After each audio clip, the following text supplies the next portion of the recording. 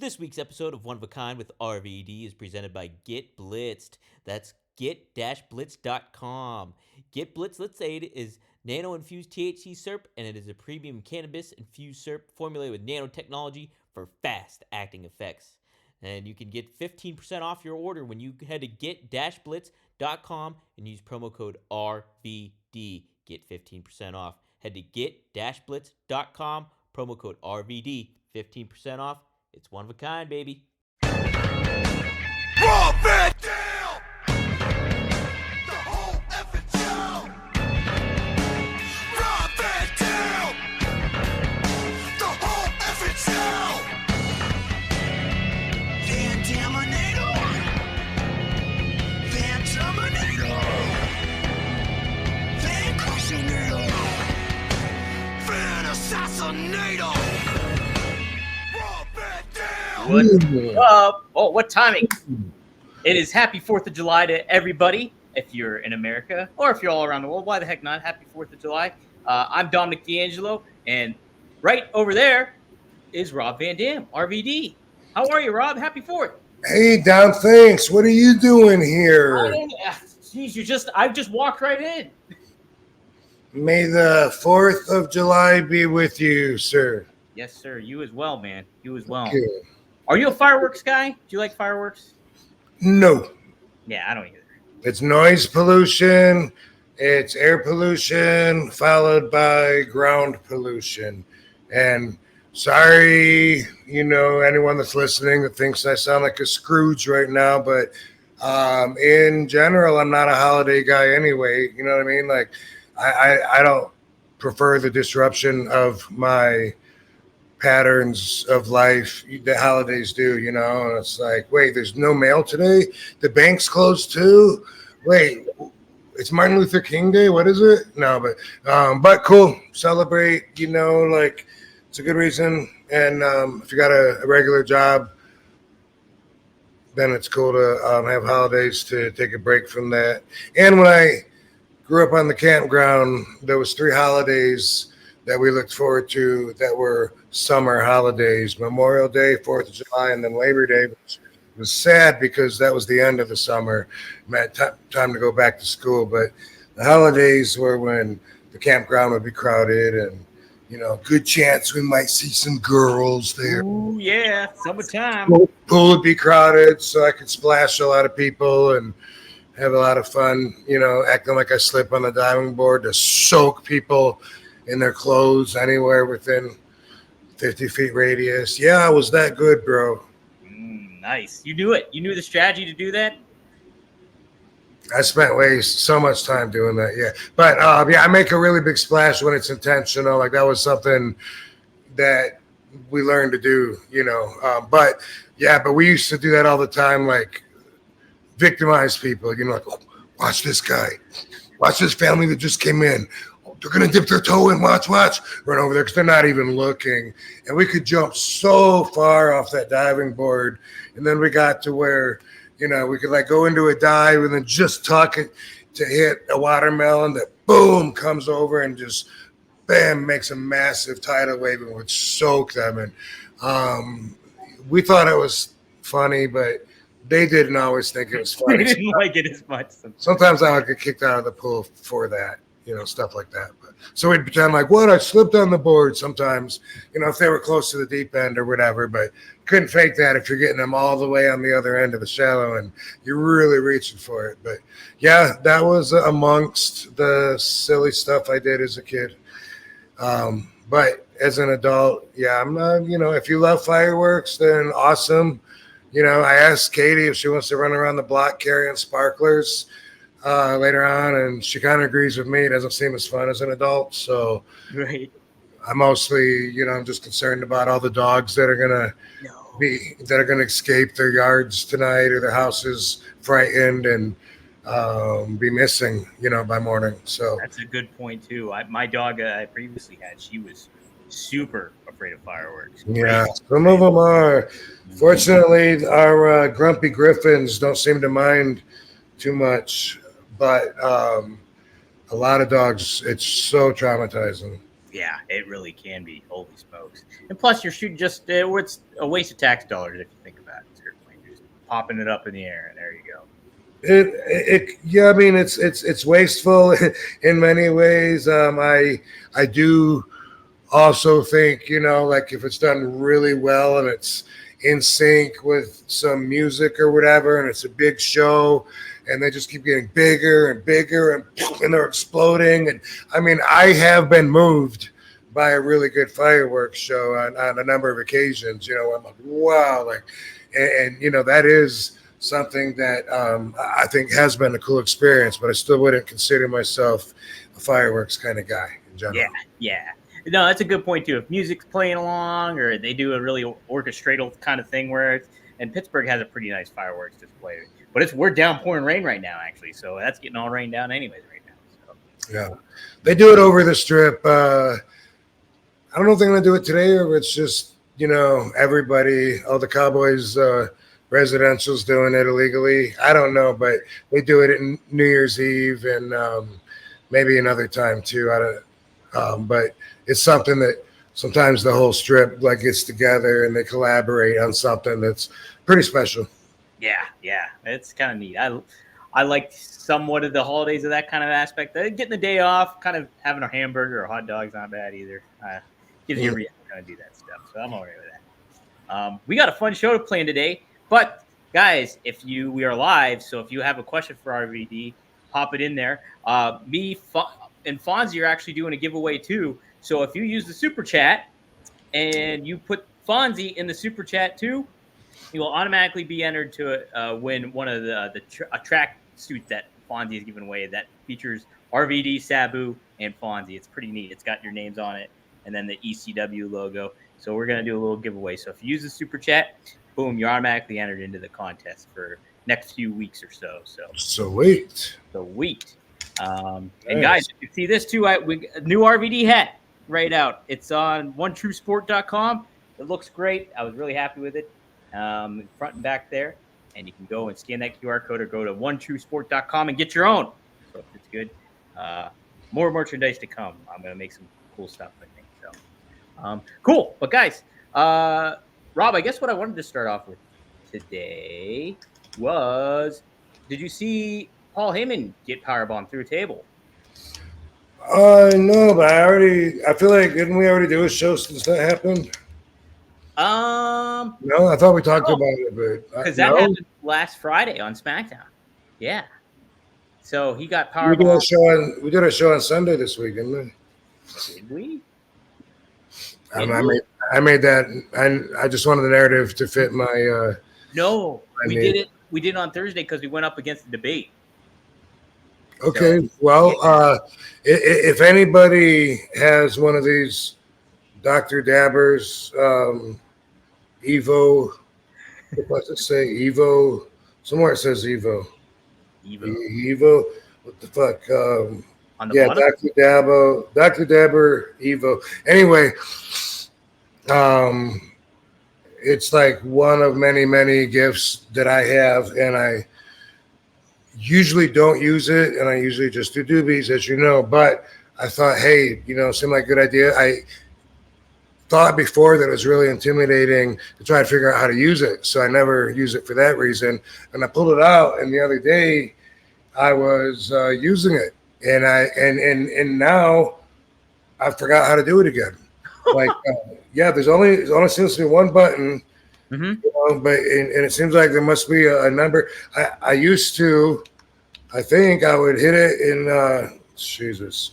I think I would hit the button like 5 times, because that's what you do with a vape pen. And this thing, like, it comes on, but then somehow I was getting it to heat up, and it would vibrate and it would turn red. And I thought that I was pushing it in and holding it in, but when I do that, that doesn't do it. That's strange. So anyone in the chat room, if you happen to know, what in the hell am I doing wrong? Because you got a big hit out of it when we started the show last week, and then you tried it again and it didn't work. Was that what happened? Like, you got a big hit, you were coughing, and then on the second hit, you didn't get anything out of it. Yeah. So I got it, but it turns red, and it tells you it tells you it's cooking up, and then it vibrates to tell you it's ready for you to hit it. And then you have so much time, then it'll vibrate again to tell you that it's done. And I cannot get it to go red again, and I don't know why. Yeah, I remember we got the Pride colors last week, right? Yeah, we did. It's not busted, is it? You don't think? Well, it might be. I have other ones too, but yeah, because I don't know. I will look in the owner's manual or look it up online before I decide that it might be busted. But Kevin Gilmore says, just do the multiple clicks, 1, 2, or 3. Will that change things up? I have no idea. So, Mouthpiece Mercy also says, try 3 clicks. He says. Well, I did break the fucking glass on it. Could that be a factor? I don't know. I feel like it shouldn't know that I broke it, but maybe it wasn't all the way down. Let's see. Well, maybe it feels like it might have a different connection.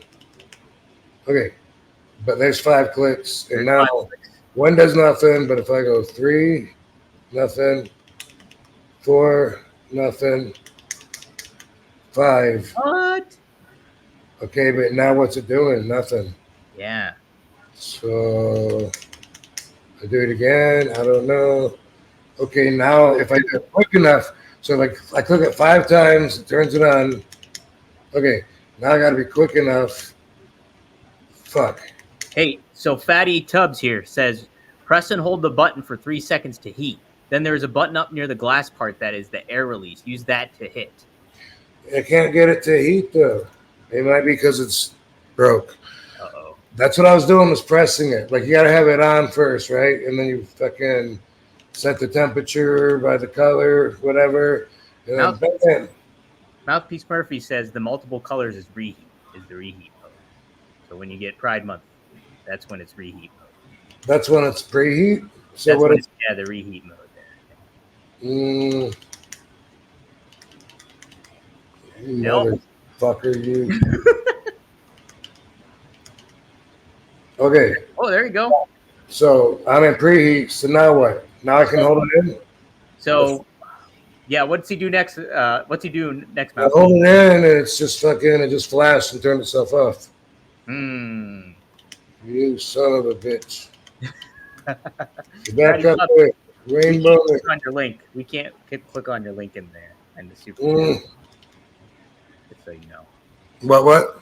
I'm telling Fatty Tubbs he shared a link for us, but I can't click on it. Because it's in the. I'm pretty sure that I'm doing what I was doing the other day, but it's not working now. So, all right, I'm willing to move on if you guys are. I think we can. We got some super chats already in. Let's I got another one of these anyway, so don't worry. Do you? Sweet. But I did have that one filled with wax, and now it's wasted waxy glass. Wasted wax. Dylan Elam, $5. Thank you. He says, "Here's a question: if ECW was to be established today, who would your 4 pillars be? Any guys or gals from any company today?" And then he enters the Fonzie contest. Happy 4th, he says. So 4 guys or gals you would pick in a today version of ECW, like modern. What? So I guess what we're looking for here is, I guess, who out of today's stars would be choices for a modern day ECW? Is that? Yep, that sounds what he's looking for. Hey, guys or gals? Oh, all right. So let's go with the guys that seem to like the hardcore matches. Are there some in WWE? Some wrestlers there that are known for preferring. You could probably do Kevin Owens. He does some stuff once in a while. Okay. Kevin Owens does some pretty cool and crazy stuff. At least I said I was moving on. Moving on. Jesus.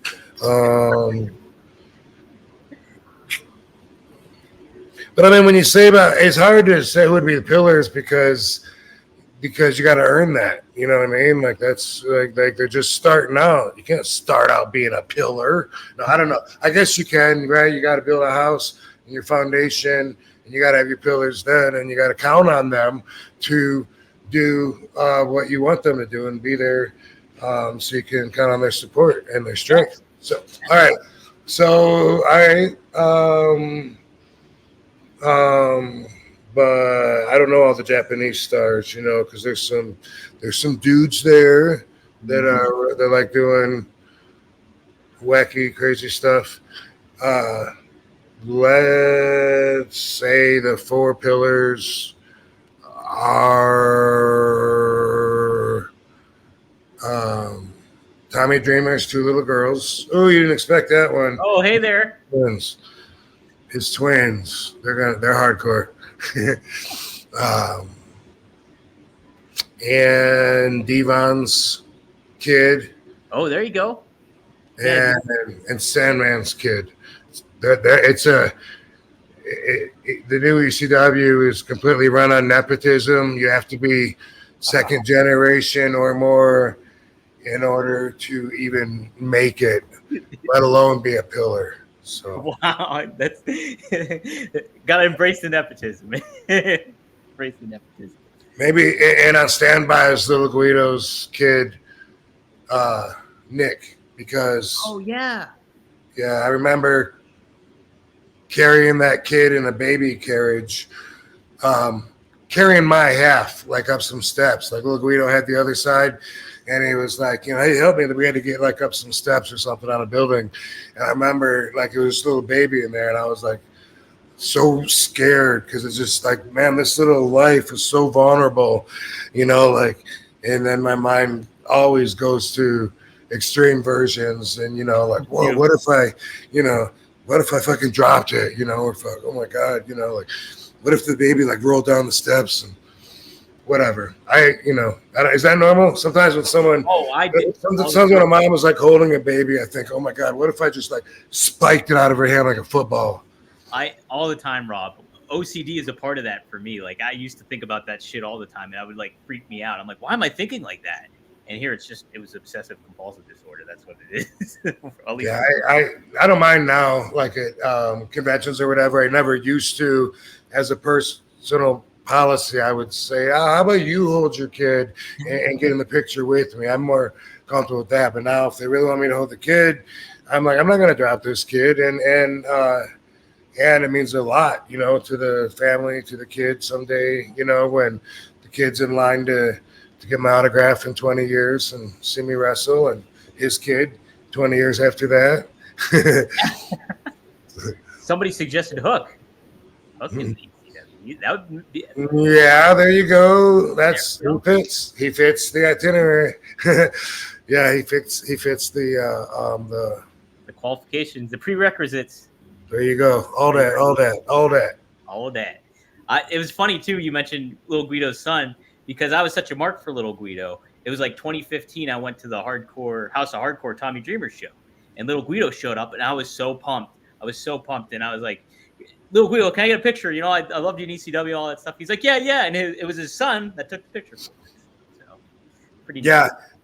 It's when we were in Philly in April, I was talking to Sandman, and this dude's standing next to him, like with a full beard and everything.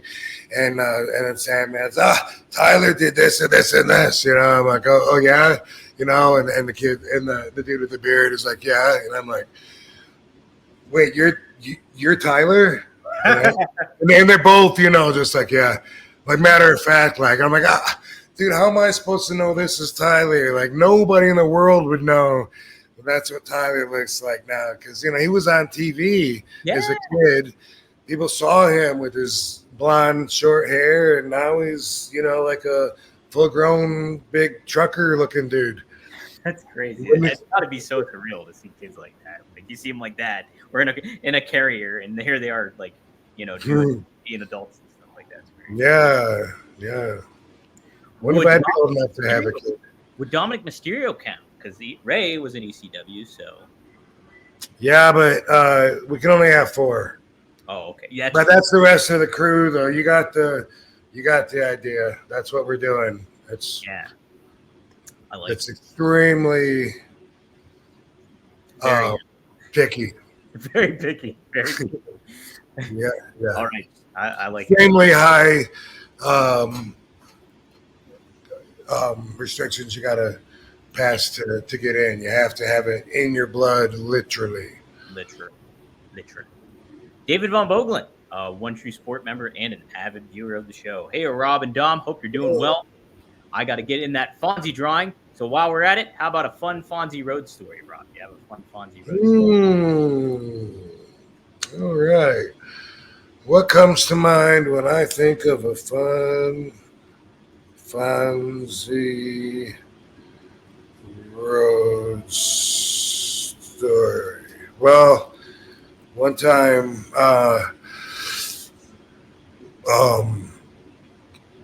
we hung out a lot. We were pretty close, not just working. Because some relationships are like that. You tag team partners, even managers. Sometimes you don't really hang out except for in the ring. Sometimes.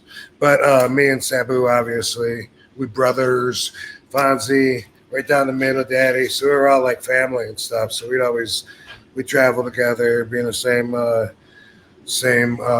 hotel rooms and stuff. And I remember one time, I think we were in Philly, but we were in the hotel room, and man, poor Fonzie. Let's see, was he sleeping? I think he was sleeping. It's not like he was, like passed out in a corner from, partying or anything. Like he, that's not like him, actually that's a lot of the boys, but that's not Fonzie. But we were in a room, Sabu's room, and Fonzie was had his eyes closed, and he was like I think he was like under the blanket in the bed. And when I came in, I don't know if it was a adjoining room or something, but Sabu pushed the lights on and stuff, and he's like talking, and then he's like, oh well, shh, and he said, be quiet. And he had this what was this stuff? There was some kind of I don't think it was there was some kind of something that we used to take back in the day. It was like a muscle rub, and it really, really like burned, like really bad. Hot? Was it like icy hot? It was like icy hot. There used to be something I think called DMHO. There was something called DMSO or DMSO. I don't think it was that, but it could have had some of that in it. DMSO, if you look that up, that was like very, really popular around that time, maybe a little before that. It might have been that, but that shit, it was so bad. Like football players, it was banned from like professional football because it would they put it on their knees. They would forget they even had bad knees, and they'd feel great, and they'd go out and then injure themselves. But it was so strong that when people took it, you'd smell it in their breath. Oh, so wow. People my age, especially athletes and older, know about this. Anyway, this was either one or the other, and Sabu put it all over Fonzie's face while he's sleeping. Yeah, and he woke up to it burning, like he woke, and he was like, he grabbed. I can't remember if he grabbed my shirt or Sabu's shirt. I think he grabbed Sabu's shirt, and he wiped, instinctively, and got it in his eyes and stuff. Oh. And Sabu was like, it's a joke. He's like, bad joke. And his eyes were burning. I remember, like, I felt like so bad. Like, I couldn't believe that he did that and thought it was funny, like it was like shockingly like, oh, I mean, I might have laughed at the shock of like, oh my God, I'm actually witnessing this. Like, bro, that stuff was bad. And he went to the Sanka course and I was screaming and stuff. And then what's he going to do? You know what I mean?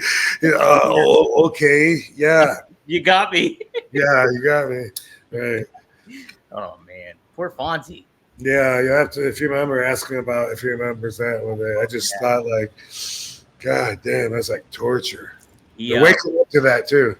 Yeah. Was that like instantaneous too? Like, would you feel it instantaneous, or did it take a couple like minutes? It takes, yeah, it took a couple seconds to, so you could like wipe it on and then kind of like wipe your hands off, and then just kind of like wait. It gets more and more intense. Yeah, it was some really strong shit, but it's not even on the market anymore. Good golly. Jeez. I was trying to look it up. I was getting a whole bunch of kind of. You see DMSO? Yeah, I typed in DMSO in Wikipedia, dimethyl sulfoxide or something like that. And bodybuilders and football players and athletes, they say something, about an odor problem. You're right. Cause severe odor problems. It comes out of your pores and in your breath and shit, even though you put it on your knee. That's some really strong shit. That's nuts. But I miss it. But maybe it's around still. It's just it wasn't made for humans anyway. It was made for horses. Oh, was it really? Wow. Gee. David. Oh no, I asked that one already. Which one didn't I ask here? Oh, here it is. Mr. Marijuana, ice cold. From last week, I remember him. Yeah.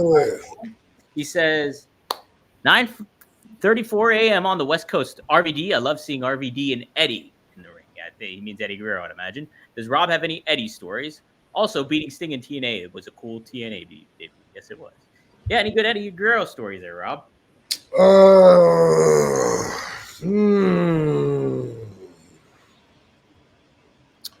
Man. I feel like I was asked before and kind of had a hard time. I think the most of my Eddie time was in the ring. I talked to him on the bus when we're international a little bit. I never rode with him in a car, just he and I. So I never really had any deep talks with him or experiences. I don't even remember, being at a bar with him or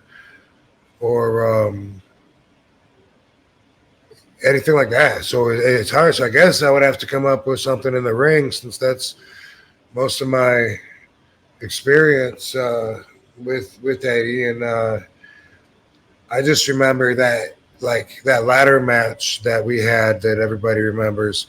We had two within a short amount of time. The other one was maybe a week before, maybe 2 weeks before. But we had two, and one was on television, one wasn't, if I remember right. And the first one that we had, which was probably the one that wasn't on television, was different than the one on TV, but it was really good. Gave us a chance, to warm up, so to speak. And I just remember Eddie saying beforehand, hey, this is, I'm paraphrasing. I don't remember exactly his words, but I remember him saying, hey, this is your area of expertise, man. This is your thing, man. So I'm going to let you think about this and, come up with some crazy shit. And I remember that, which a lot of the guys did for me, especially when we're doing ECW or hardcore matches or whatever, because that is my thing. But Eddie took everything so serious. He was really intense, and he would read his Bible before going out to the ring. When I'm putting my boots on in the dressing room, he's sitting over there. He's reading passages from his Bible. And man, I can't think of any stories that I would consider funny. Unfortunately, I don't know what even to say. I can't remember a time, being at the hotel with him where something happened. A secondhand funny story, which means we all got to question the credibility of it, but John Pee Wee Moore, he was in our clique in ECW, our referee, and he had a lot of experience in New Japan. Sabu brought him over to Japan. He had to live in the dojo, learn how to be a young boy, learn respect and all that, so that Sabu could get him booked to just a referee. Mm-hmm. And And I didn't know Eddie yet. I knew of him, of course. One of the first stories I remember was from Pee Wee, and he said that on these New Japan tours that Eddie would get drunk all the time and then want to fight Hawk and stand up, to Hawk and want to fight him. And he said Hawk would have to put him in his place. And then, and he said that would happen over and over again. And he'd get drunk again and come back afterwards. Oh yeah, man, you think just because you're a big man that you can do that to me, man? And he said, the Hawk would have to the way Pee Wee put it, Hawk would have to beat him up real quick. And then and it made it seem like a friendly relationship of that happening, which, like I said, that's, with questionable credibility, but that's, honest to gosh, the only funny Eddie story I can think of right now. I think that's pretty good. And it's pretty neat too, just the fact that he lets you he trusted you to hey, just handle this. This is your kind of deal with the ladder match or whatever, you're going into it. I think that's pretty neat too. Yeah, I it's pretty funny, thinking back as a fan. Probably my first heel, first guy I actually didn't like in wrestling was probably Jeff Jarrett, I'm thinking. During the Razor Ramon, Jeff Jarrett days. And then, no doubt about it, Eddie Guerrero in WCW really got me as a big-time heel that I hated. So yeah, he was very, very entertaining as a heel. Yeah. Mm-hmm. So that was pretty neat, too. I always liked it. So, okay, the plan was, what I was going to do is, it being the 4th of July. I'll also add this. Let me add this, too. Yeah. Not so funny, but just thinking about, how Eddie and the person who he was, how that's crossed my paths. I've spoken before, probably on the show, definitely been open about it before on other platforms about when I was in WWE, I don't know, 2000, who knows? I was going to say something. I think I was wrong. But anyway, at a point when I was rocking it, I think I had the original momentum still going, so it was fairly new, not much past 2001 where I was the fans, I'm over with the fans and I'm on a pretty good run. And Bruce Pritchard said to me one time, pulled me aside and said, hey, John Cena's going to be taking off in October. He's going to be doing this movie. So, that's happening when, you should be aware of that. And I was like, okay. And he said, that's a good opportunity for you to, really maybe step into that position. And I took offense to it. A lot of listeners, you've probably heard me tell this story, but I took it as if, are you saying I should work harder? Are you not watching my matches? Are you not seeing me out there busting my ass and not seeing the way the fans connect with me? And I don't know how I worded it, but I asked him a version of that. And he was like, no, it's not about that. You have to build a relationship with Vince. That's what's missing. And I, again, took offense to that, being however young and inexperienced I was and defensive and unwilling to even bend. I took that as if saying, so I got to kiss ass on top of what I'm doing, because I felt like my work should stand for itself. Yeah. I should not have to fight for my position once I'm already here in the position of being on your TV show, getting in that ring, doing my thing. Boom. I'm here. I shouldn't have to fight for my position. And I always did resent that you still got to fight for your position. But that is the way it is, You got to show that you won it or whatever. And everybody, one by one, that was important, and of the executive branch, came up and told me the same thing shortly after. One of them was Shano McMahon. And then Stephanie came up and said the exact same thing to me. And, had I done things differently and really built that relationship with Vince then in that year, then maybe I would have been put forward in a more solid position than I was. I know not everyone at those meetings was rooting for me from information being leaked out that was in there. But what Stephanie said to me was, you have to go to my dad and you have to prove to him that you want it. And as an example, she used Eddie, and she said Eddie was at the top of the world.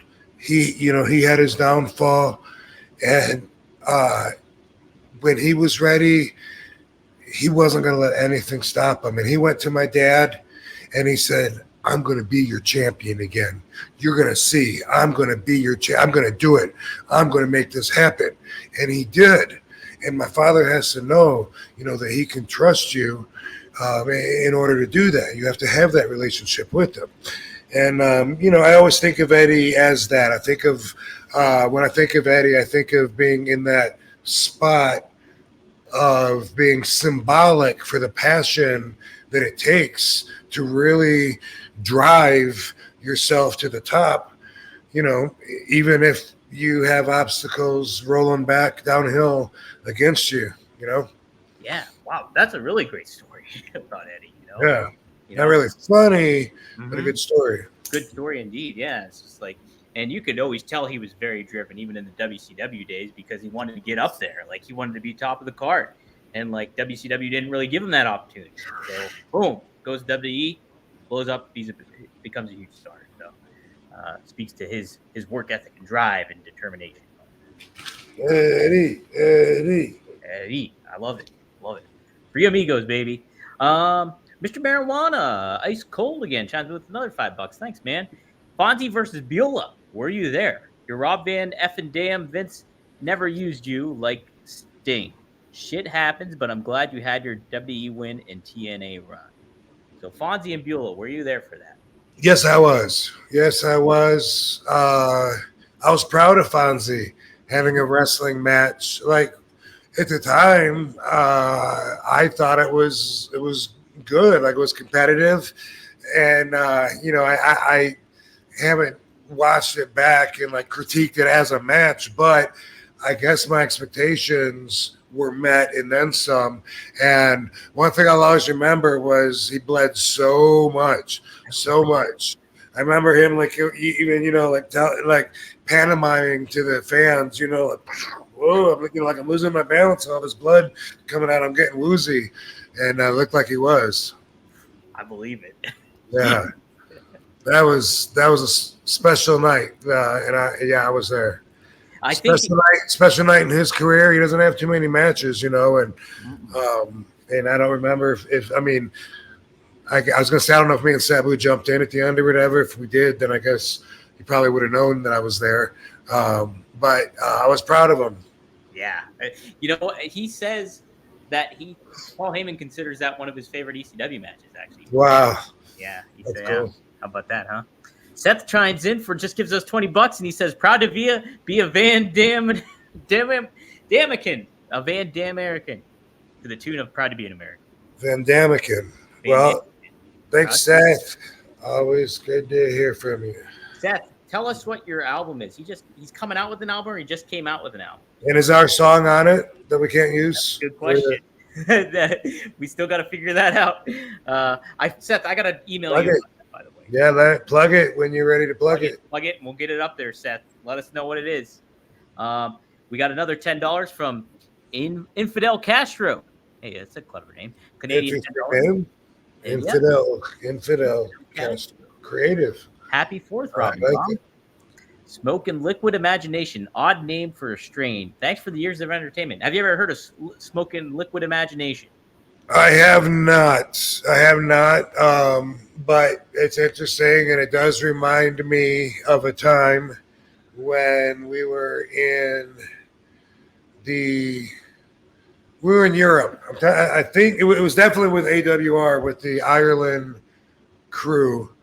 Some of this story might be I mean, I don't know. He probably wouldn't care of me telling it, let's just say some of the boys got a hold of some stuff, and they were showing it to me, and it was like brown powder, like not like powder, but like I don't know, cinnamony kind of granule powder. It was granule, and they said it was liquid ecstasy. I'm like, how the hell is that liquid anything, let alone liquid ecstasy? It looks like brown sugar. Yeah. And that's what that reminds me of, But yeah, that led to a time when man, we were all on the bus waiting, for a takeoff in the morning. 8:30 in the morning, it's 9, quarter after 9, whatever. We're still waiting. And then the promoter, he's not going to care that I tell this story, I don't think. Nah, fuck no. Some of the stories he's told on himself. So the promoter, Mr. Joey Cabaret, Mr. Joey, those are some fun tours, dude. He comes to get me and says, hey, he goes, X-Pac isn't answering his phone. He's not answering his door. And I said, fuck, let's go. Right away I'm thinking, you don't know. You can't play around because boys OD. Yeah, It happens all the time. And they have this fucking ridiculous liquid ecstasy bullshit.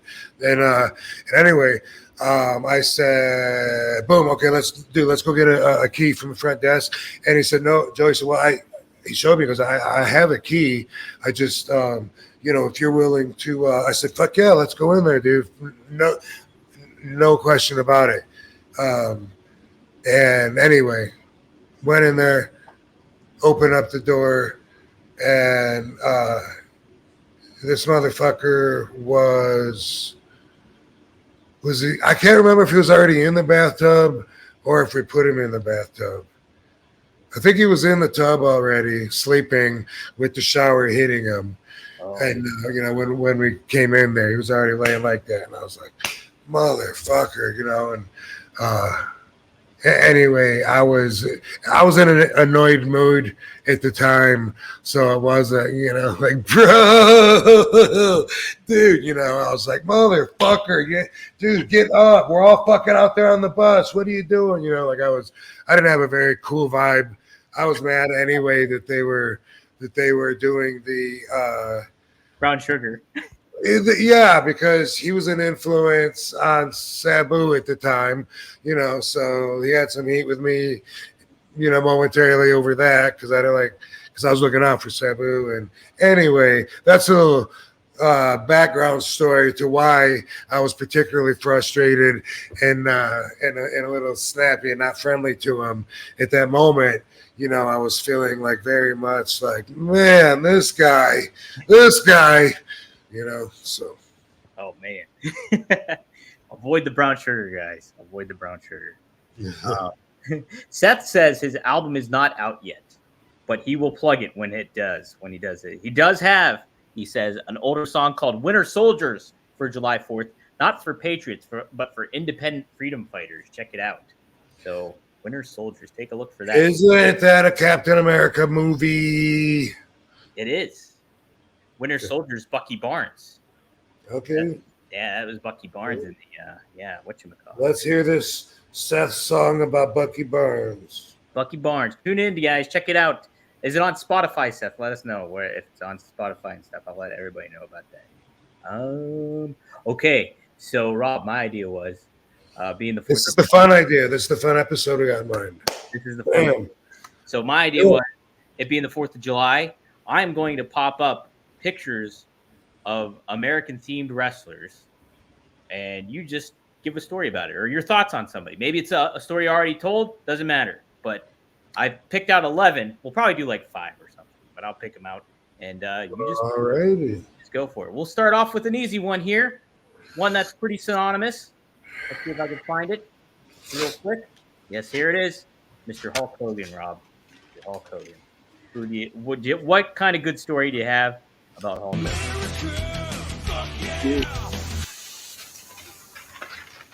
Wow. So Hulk Hogan, the real American. Yeah.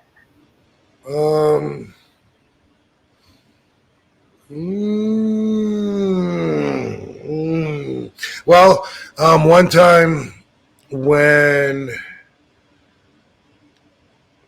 WWE was doing something, I don't know why this particular group of people was separated from the other wrestlers, but for whatever reason, a very small group of us had to go from point A to point B.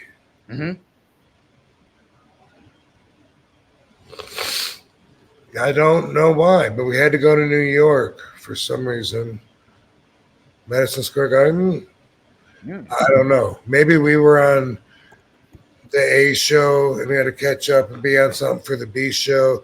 Anyway, it was the group of us was myself and Hulk Hogan and Eric Bischoff. We were just us three. We had our own little airplane and we were the only passengers on it all the way across the country. So that was really interesting. And we bonded and we talked a lot. And at the time, we were all big fans of Celestine Prophecy. Oh. Yes. And we bonded on that because we all really felt like that book and the principles behind it that we applied to our lives changed our lives. And so all three of us were sharing ideas of it. In fact, it was The Secret, not the Celestine Prophecy. Oh, okay. Secret. Same thing. But with the one or two of the authors that are in The Secret, because it has passages in there from a collection of philosophers, and one or two of them actually preached at this church in LA. And so Hulk Hogan and Eric Bischoff had been going there. And they were telling me about it and telling me how I would love it. And I'm saying, I don't know if I want to sing to Jesus with a room full of people. And they said, no, it's not about that. It's just good, positive energy. It's just the spirituality that you get from The Secret. It's just the power of love. And he said, and they go there and they hang out with the daughter of Muhammad Ali. She's one of the people there that Hulk has befriended, and I'll love her. I got to meet her. I got to meet these people. And I was thinking, like, sounds weird. Kind of sounds like a Scientology promoting or drafting kind of recruiting situation. But, I am not opposed to maybe trying maybe like one time, maybe. And it was actually during this time, all of a sudden, boom, Hulk comes up with, he's doing this, around this time, a little bit later, but not much. It was in this time period, but I don't know, weeks, months. Hulk Hogan's Championship Celebrity Wrestling. Do you remember that show? Yeah, yep. And so I get booked to be a guest on his show, and I'm teaching the celebrities the importance of having a finishing move in pro wrestling and helping each one of them come up with a move. Butterbean and Screech from Stay by the Bell, and Willis from Different Strokes, and Tiffany, and what's blonde girl's name? Debbie Gibson, and Dennis Rodman. And anyway, all of this, was like around this period of time where I was hanging around the Hulk a little bit in here, and we're still friends, but we were on that spiritual connection, like I said, and he was talking about how it had affected him. And after reading his book, there's something in there, his dark book, something about him having a gun to his head in the bathroom. And then Muhammad Ali's daughter, I believe, calls him and it saves him from making a mistake. And it's all tied in. But part of that energy transition was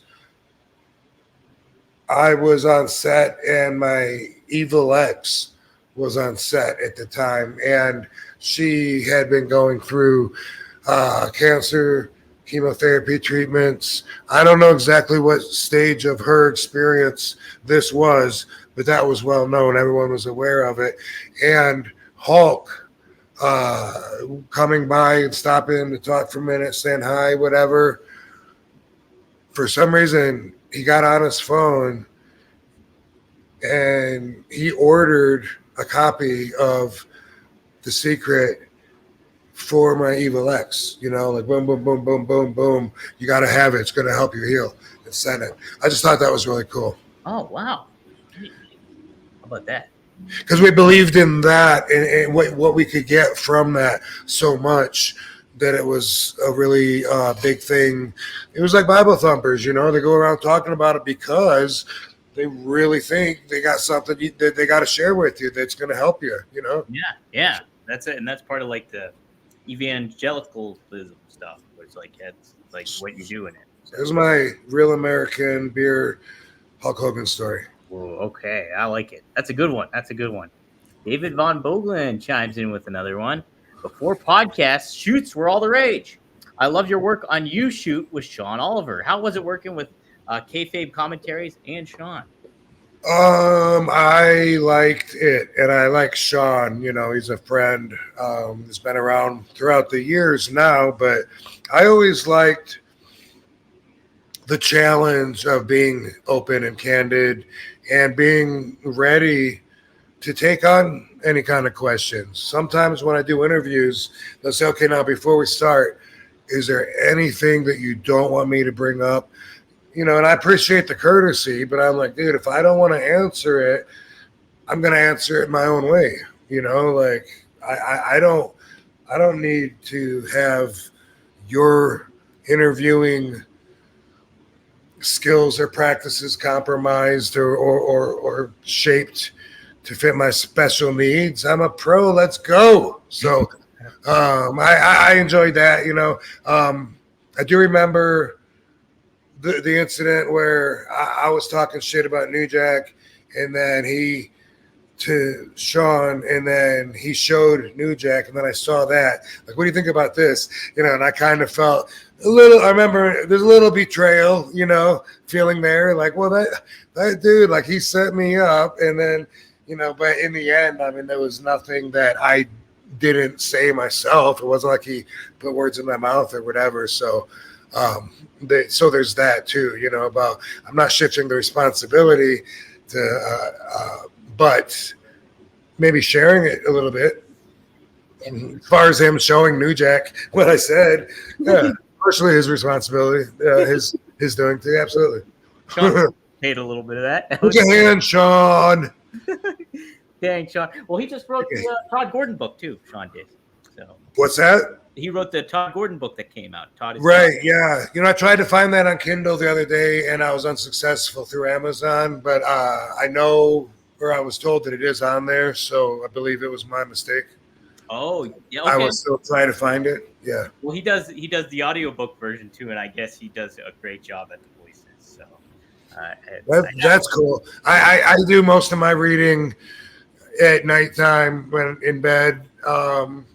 With a room full of who knows who, and I have the volume off.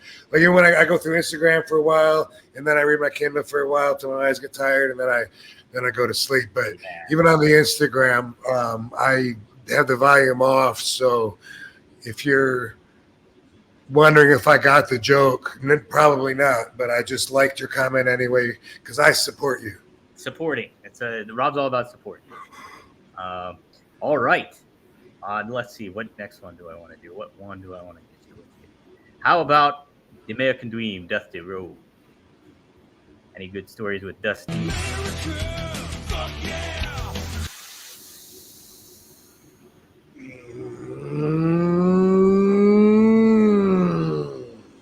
Damn. He was in ECW around the time too. I got nothing from there. Yeah. Wow, how could I not have any Dusty Rhodes story? I must have. I got to dust off some Dusty stories. I mean, I was around him a little bit in WCW when I was there in 92, 93. Yeah. I remember going to him with some question about my match. And me and my partner, I think it was a tag match. I'm not even sure about that. But I remember we were waiting on him to get an answer from someone else in the office. And I remember kind of like following him in there and having him present the question so that he could answer me or whatever. But I don't remember what it was. And I don't remember much interaction with him outside of that. And I was so young then that I barely remember that. There was no context to put with it. But I know that I always got along with him, shook his hand, said hi to him in passing. I don't remember if he was in WWE when I was there. I don't remember him being there at all. Not even, maybe at the tail end he was there. Maybe as a booker, I think, or on the writing team or something. Like when Terry Taylor was brought in, or maybe I think like 2005, 2000. Maybe, yeah. I think he was around. I think you're right. I think he was an agent for a little while. So I'm starting to dust off a few memories. I think I do remember him coming up a couple times, saying, "I got your match tonight. It's you and so and so." But man, nothing really sticks out that's shareable right now, unfortunately. Yeah, that's all right. I think that's pretty. And I did. I think one show for that Deep South Wrestling, which was, I guess it was a spin-off of WCW at the time when they had the Monster Factory. I believe like the students were wrestling at the Deep South territory, whatever. Of course, Dan Masters was there because he lived around there. So, yeah. But I remember Big Show being there, and I think I wrestled Big Show in an outdoor show.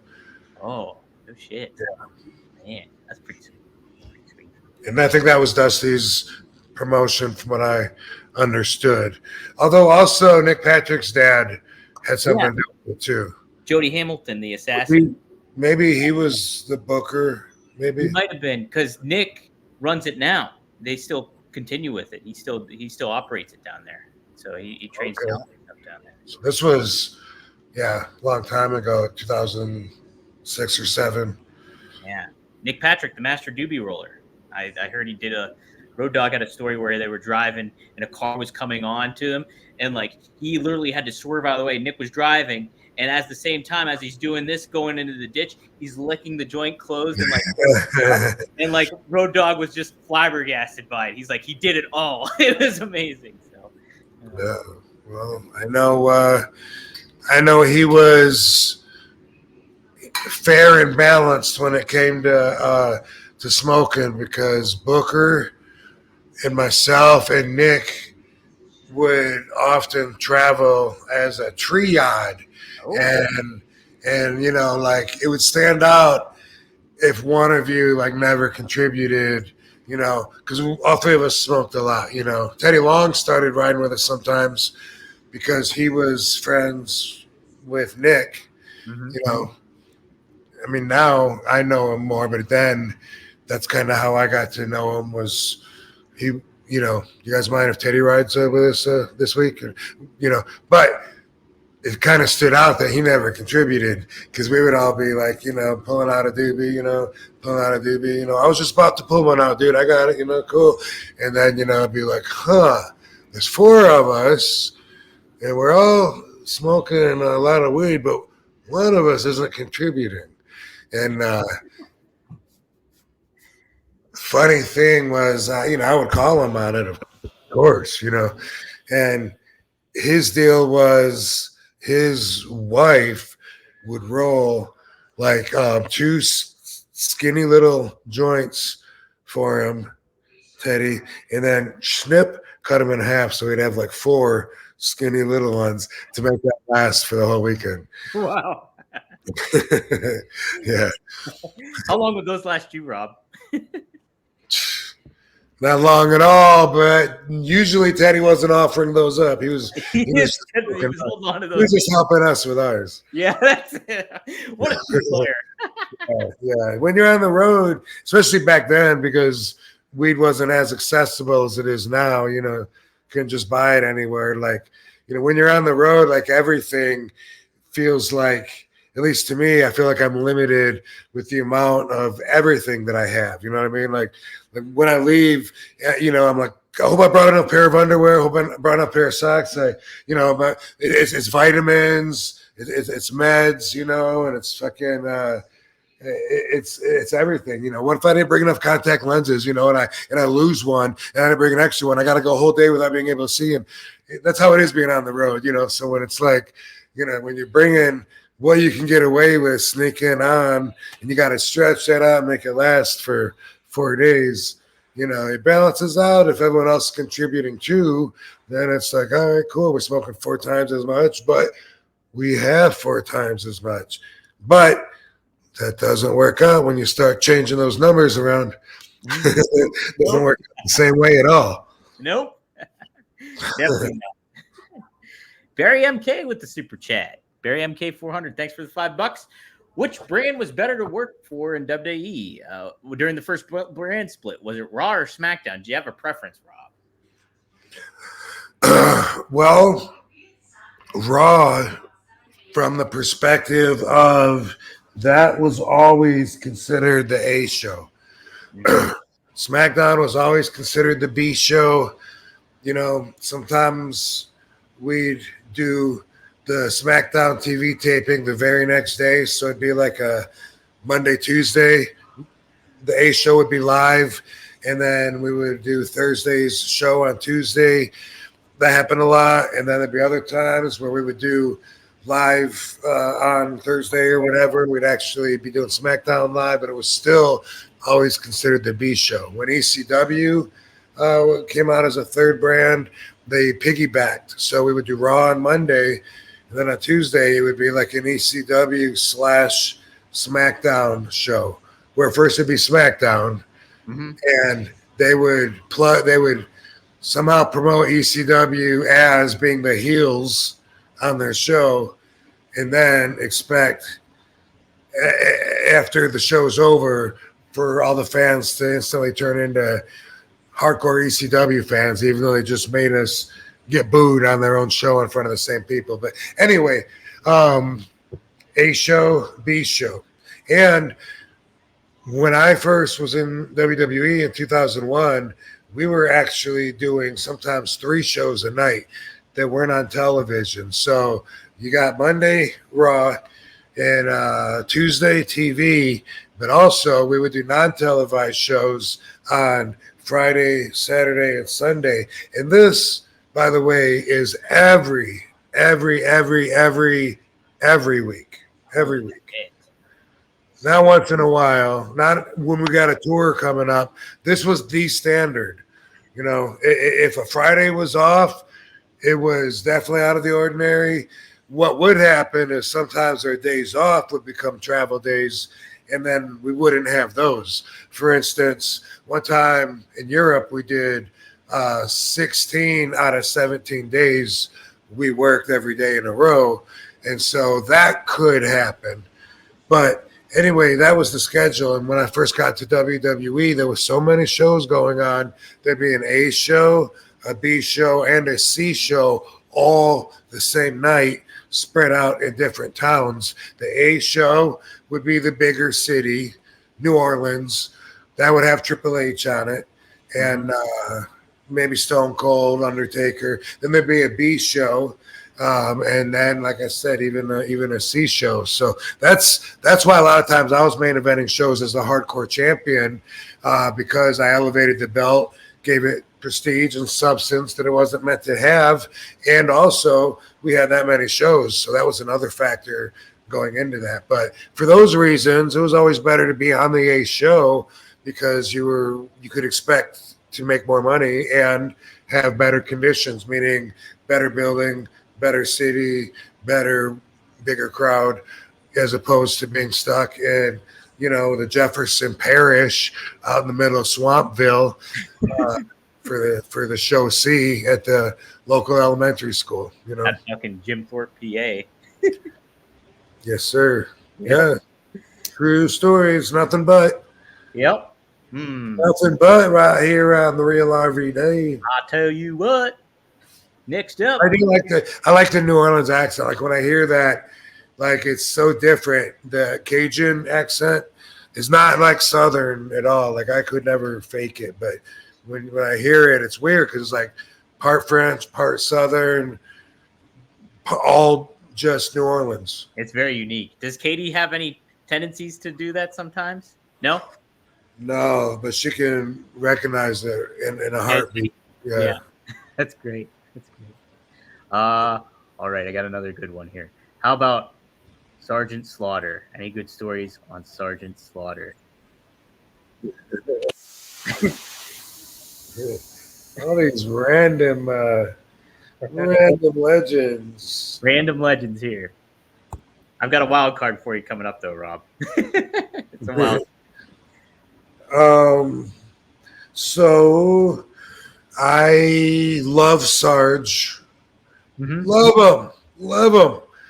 And I did a movie with him that nobody knows about a year, maybe 2 years ago. I think it was last March. That feels right. But it was a movie called The Realtor. Realtor, like a dude that or woman that sells houses. Dudette, a dude or dudette. And it's like a comedy, a black comedy. And when I say black comedy, I don't mean like a dark tone. It's like a lot of black people in it, and a comedy where there's a real estate office. One dude, the star of it, the lead guy, the principal actor, he sells real estate and as a side job is a pro wrestler. So had a lot of fun doing the movie. I don't think it's come out yet. I would know. It hasn't come out yet. Oh. Ooh. I've done a lot of projects that haven't come out, might not come out, whatever. But Sarge is in that besides myself, as is Jake the Snake Roberts. Oh. I see it right here, Rob. I'm looking it up right now. Okay, yeah. Hold on, let me pull up my I don't screen. know if there's any other stars. Sure. Had a lot of fun with it though, and met the there's you. You're the Dominator. Yeah. How about that? And how about that? Is the coach. Let's see. Is there another? Let's see if we find another wrestler on here. I'm not seeing another one. Okay. Yeah. Yep. Oh, Jake Roberts. He's a ref. Yep. You said that. Tommy Davidson's in it from In Living Color. Sweet. That's awesome. In Living Color. Cool. Yeah, that guy Lion Beckwith plays the star, and he's a wrestler / realtor, and trying to keep his worlds apart, but they all come crashing down on him all together at the same time.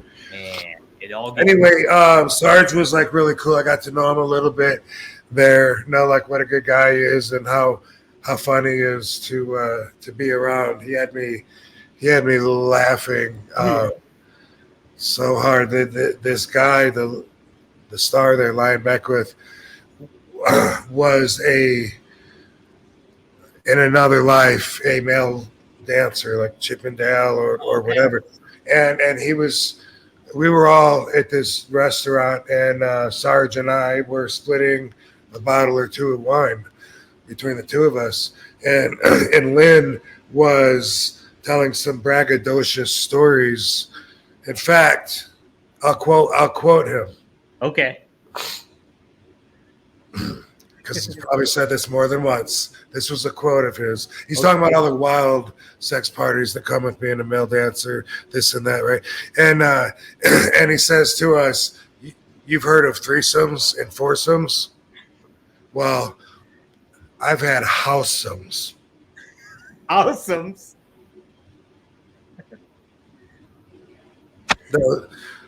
That was his line.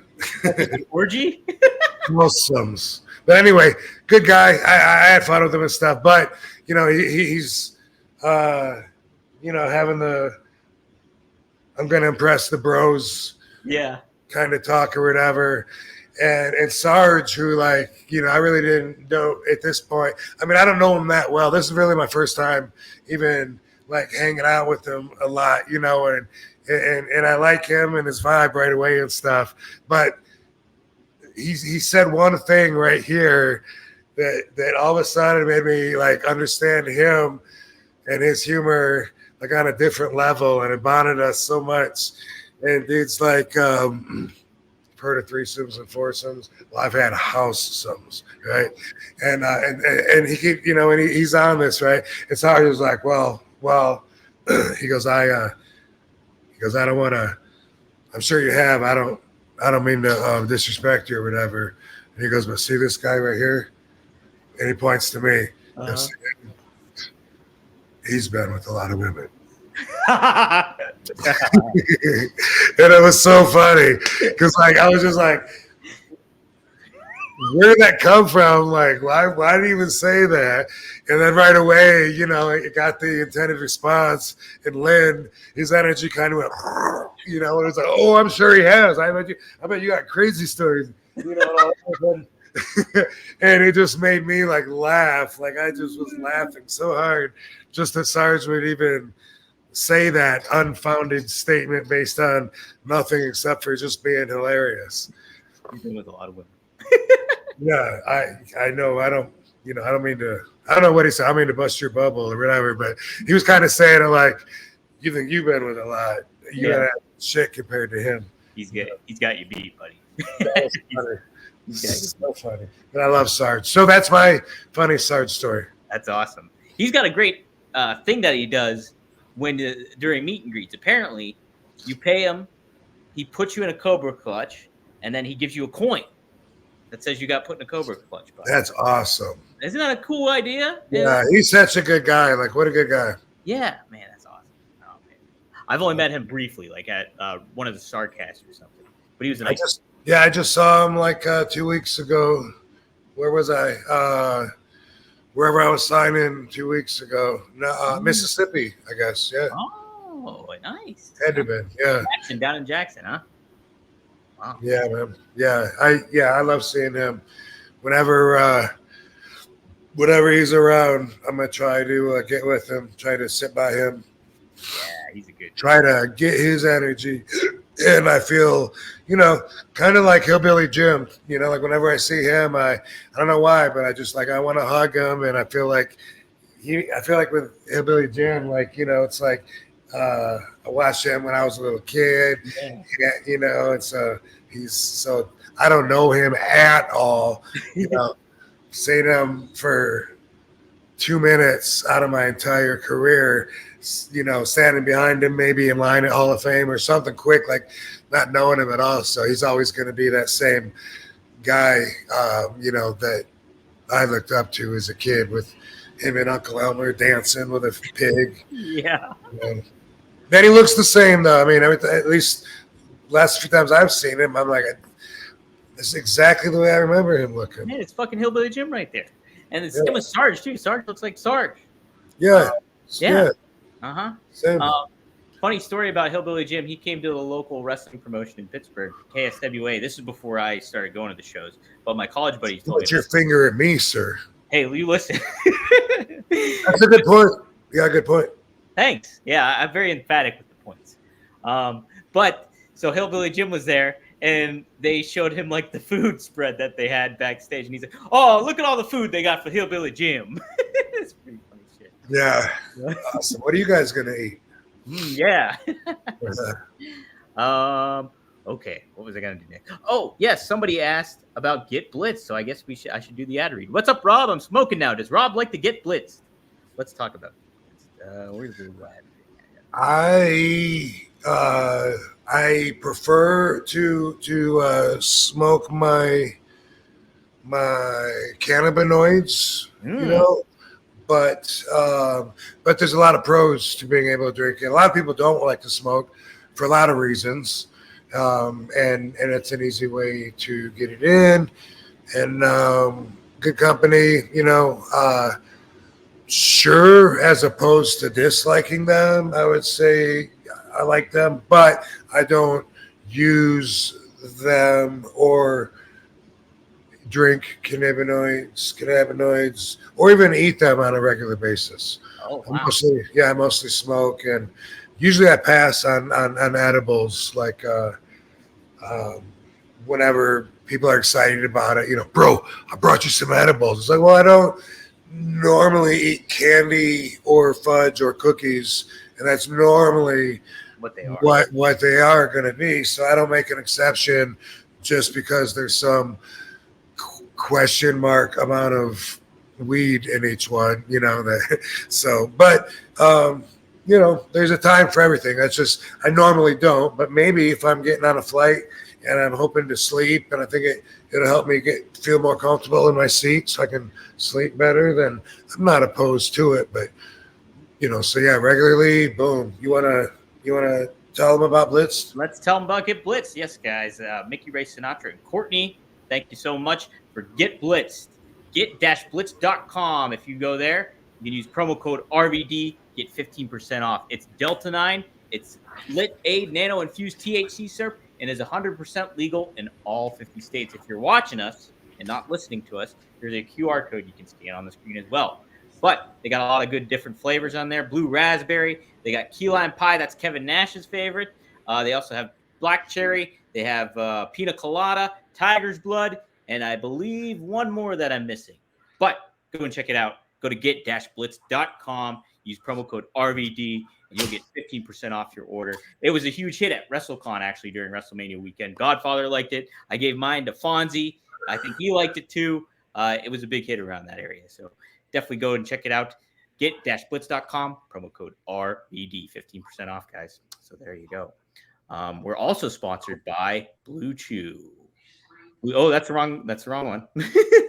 Blue Chew, there it is. BlueChew.com. Try it for free with promo code RVD, and you'll get it free. Your first trial free, and have the best sex of your life going, guys. Keep it going. Whoa! Boom. Is that guaranteed? Not guaranteed, but it'll keep you energized and ready to go. I'm holding you responsible for that. I'm holding you accountable for that. Yeah. Oh boy, yes. Well, it just gets ready. Just take it whenever an opportunity arises, day or night. And yes, use promo code RVD. Opportunity arises. Was that like a subliminal little heart on there? Yep, that's it. No double entendre there. We got going. I thought about waiting and opening my box of Kratom on air because it seems like we've been doing that for several weeks now. And we got some. We did the unboxing last week. Yeah, it's like maybe like a regular segment on the show now. I'll try to, but I open a lot of boxes like all week long, you know, and might have to wait for something.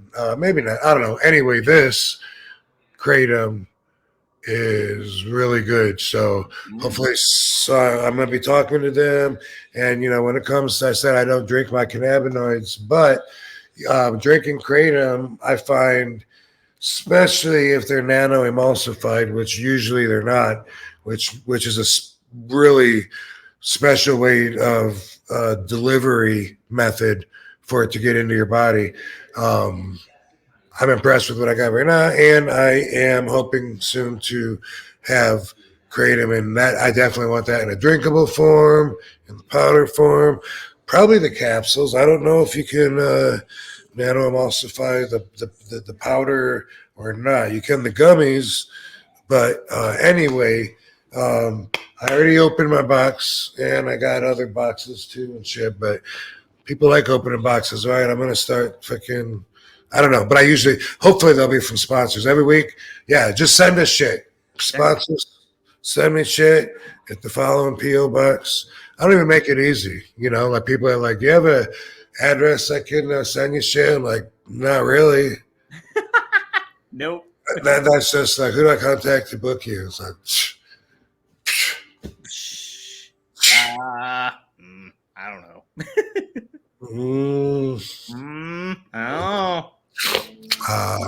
But that is by design, though. Yeah, there you go. That's good strategy. I like it. Yeah. Yes. Oh, David Von Boglin reminded me. It's the awesome grape flavor. Okay, heck yeah. Check it out. And he also had Mickey Ray Sinatra's an awesome guy. I love the grape. So there you go. Try out the grape, guys. Promo code RVD. Sweet. Mr. Marijuana chimes in again. Another $5. Thanks, man. RVD, I have a super strong lungs, and you taught me how to be a healthy weed smoker. I bong it, but I do yoga and just keep fit. Any cool alliance yarns? I don't know what an alliance yarn is. I don't either. I was gonna ask. It sounds like something you would use, to keep your spirit aligned somehow. Maybe like a ball of yarn, and you throw it around like a cat, but with your eyes closed. And if you're on the right path, it'll just, or maybe you read it, the message it leaves after you bat it around the room. I don't know. So my question's probably going to be a negatory, but that's one thing I mentioned. A lot of people, for obvious reasons or different reasons, don't want to smoke weed.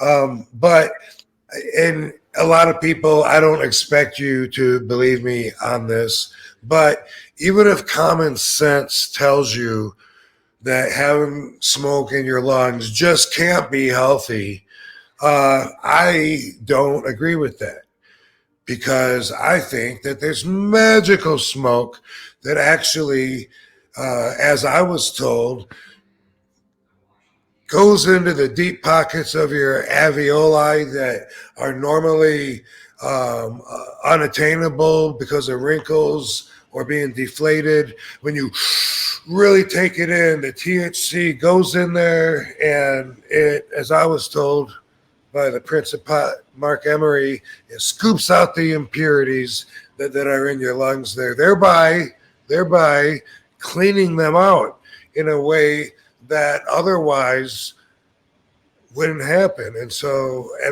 all this stuff, any toxins, any remnants of anything, medicine residue, I don't know, whatever could be in there, stuff you breathe in, paint particles, it's just going to sit in there if you don't. That's why you cough, right? Because you get shit out that's on its way in, and hopefully it doesn't make its way all the way to your lungs, because you got the little cilia hairs in your throat, and that's one of your first lines of defense. And you cough it up. Sometimes it feels like it goes all the way down. That's why I always beat my chest like a gorilla. It usually turns a lot of heads, but I put a lot into it when it's really deep in there. Anyway, through the normal process of taking really deep, big hits that really inflate your lungs up, you clean your lungs out. And there's no evidence anywhere of lung damage being caused from smoking cannabis. So that's why I can sit here and say, you don't have to believe me. I don't expect you to believe me, but I know that athletes like Michael Phelps, where he's not only known as the greatest athlete on the earth because of winning 7 Olympic gold medals and whatever all he's accomplished, but swimming is something where you particularly do need very healthy lungs. It has a lot to do with your respiratory system, how much you breathe, how well you exchanged air with the environment. You know what I'm saying? So I am going to stand against the many that would say, well, common sense just tells me, having any smoke, can't be that good for you. I beg to differ. And as you guys probably know, I'm a decently heavy smoker. When I'm home, I go through 5 to 10 doobies a day. If it's just me, it depends. On what I'm doing, how busy I am, whatever. Point is, I've gotten my lungs looked at by 2 different doctors, and you don't even have to believe me about that, because I'm going to figure out how to take images from that, because I have a CD that's got the scans. I have 2 different doctors' reports. You can read the reports, but any critic is going to say, well, reading the reports doesn't really say a lot on there. It just says that it doesn't notice any abnormalities, and they look healthy. That alone is saying a lot. A lot of people just automatically assume, well, of course, Rob's lungs have to be somewhat compromised a little. He's been smoking for so many years. But no, I will have a breath holding contest with you, or use functions where you have to be able to breathe, like wrestling or swimming or running or stuff like that. So Mr. Marijuana said that I taught him how to have healthy lungs and an active lifestyle, and he is talking about things like that, stretching your lungs and just being active, being healthy, and his lungs are probably fine as well. Yeah. And yeah, that's so funny. It's like it's synchronicity right there, because literally, I mean, obviously I do the show with you here, so I think about stuff. But literally, I was just thinking about that topic today, how you were talking about your lungs and everything like that before we were. Yeah, so I got a CD with the image, and they say that only doctors have the equipment to look at the image on the CDs. So I got to talk to some people I know in the business and see if they can make a copy of the image for me or whatever. And I would love to have that accessible for discussion for this very fucking topic, How about that? Yeah, how about that? Hey, we also discovered what he meant by alliance yarns. He meant an alliance, a story from the alliance, the WCW, ECW alliance, any alliance stories. A yarn is a story? Yarn, like, hey, spin a yarn. Spin that alliance yarn. Spin that yarn about ECW. Yeah, that's a phrase. If you remember during that time when Stone Cold Steve Austin was the boss, and he and I started our little program together, with me maybe being the unruly one, besides being the most over guy. The most over one, yeah, for sure. For sure. But besides that, the way that I took or didn't take his directions, a lot of that was like just impromptu. For example, we were in one building during that time, and I had something happen in the daytime where I was rubbing my eye, something got in there or whatever, and pretty soon I had this huge, swollen, ugly, Hunchback of Notre Dame eye. It was so bad and swollen, and I was like, oh my God, I can't be on TV now. What am I doing? And who's got eye drops? Somehow I went to an eye doctor. I think maybe we were attached to a mall or something, and I actually got medicated eye drops. And they said, to find somewhere dark and where I could just close my eyes and rest and be undisturbed for a while and cross my fingers, and maybe it would go away to a point to where I didn't look quite so freakish, because they were putting me out there either way. Yeah. They didn't give a fuck. And with me, of course, I'm going to go out there. I'm not going to say, no, I can't. Oh my God, you know, my hair's messed up. You know what I mean? So I was going to do it, but at the same time, it looked really bad and it was really aggravated and it looked infected. It was all fucked up. But I took the eye drops and I'm laying there and I'm resting and I took a nap in the daytime. I'm, you know, during the TV and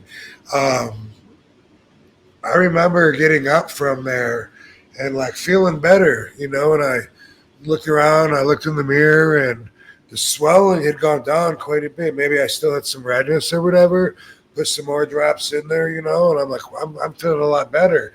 And I had it on my mind. There was a gym in the building, and I knew I wanted to try to get a workout in if I could, because that's hard to do when you're traveling on the road. And when they're right there at the arena, you know, boom, I'm laying on my back there, and I'm trying to get some flies in with the dumbbells.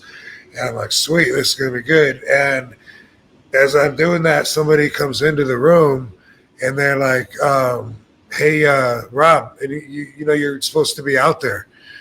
And I said, oh, okay, when? And they're like, right now, like you're supposed to be in the ring. And I was like, what?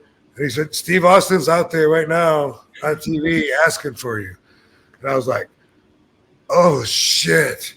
Damn it.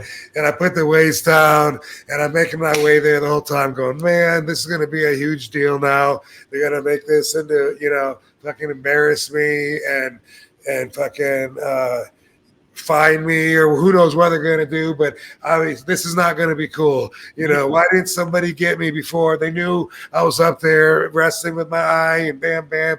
And I come out there and Steve Austin says, what, you need a fucking watch? You remember that? Yeah. Because I'll remember that. I don't think he said fucking watch. I don't know what he said. You need a watch? You need a watch? Whatever his words were, that's the story behind that. That's awesome.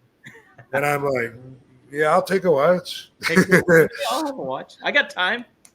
Yeah, so that wasn't like something that was some genius writer's idea or whatever. I was late to lunch on that one. Late to lunch on that. Have you seen Austin's Instagram with his cat? Have you seen? No, sir. Videos? No, that's fucking great. He's got two cats. One is named Poncho, one's named Macho, after Macho Man, and they live together. And Steve just films videos of them all the time, and it's very fucking funny. It's like cool. Yeah, it's definitely worth it. Yeah.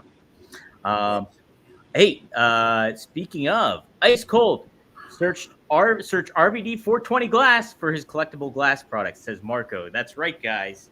Rob has some glass. You go to rvd420.com and you can get these great looking glass. He unboxed them last week. We got a couple limited. Check it out. There's the one you unboxed first. Then we have this one here. That's a good one. But then you got the classic. Speaking of the Alliance, speaking of some classic outfits. Boom. Look at that, baby. That's what a collectible piece. Collectible piece. Even if you don't smoke, they're cool. I would love to have one too. Yeah. So go to RV. And you can put plants in it too. Yeah, there you go. Why not? Not just the one plant, the other plants. I was told to expect 9 new pieces coming in the next couple of weeks too. So pretty stoked about that. That's awesome. Hell yeah. So go to rvd420.com and that's Greek Glass. They're a great group of guys there. They do some good work and be sure to help and support them. Pittsburgh-based too. Right. Little additive incentive for you. That's right. They are, aren't they? Mm-hmm. Yep. Mm-hmm. For sure. You ever go by their office and just say hi? No, I got to touch base with them. I was Facebook messaging Marco earlier today, so I'm gonna get the clip of you unboxing stuff and send it to him too. So that's gonna be the gameplay. Mr. Marijuana chimes in with another $10. Thanks a lot, man. Whoa, bro, that's our new financer. That's it, man. That's sponsor, Mr. Marijuana, for sure. Marijuana. I'm automatically gonna enter you in the Fonzie contest too, just for doing that. Boom! You said everyone that's super chat, right? Everybody that super chats with Fonzie in it gets entered into it. He hasn't done it yet, but I'm going to enter him anyways. So you got it. Everyone that super chats and has a question about Fonzie, you enter it? Yeah, I would enter it too for that. Know what you're saying, or I'm misunderstanding? No, if they just put Fonzie in the super chat with it. Oh, got you. Get entered in there, yeah. But I'm going to anyways. He needs like 4 or 5 entries in there. Right, he's got a couple of them in there already now. So we'll have to. I'll get you set up with a couple of them there. Mr. Marijuana, but he says, yeah, this is just a comment, by the way, wrestling fan and RVD fan. Smoked when I was 19, bro. Rob, you're still teaching me. Sometimes I'm coughing my lungs up, but what a good hit. You are the man. I believe you. Thank you so much. Yeah. Coughing is good for you. It's not necessarily a sign of something good. You know what I mean? But it's good for you. That's why you cough. That's why you sneeze, is to get the shit out of your body. So it's a good thing.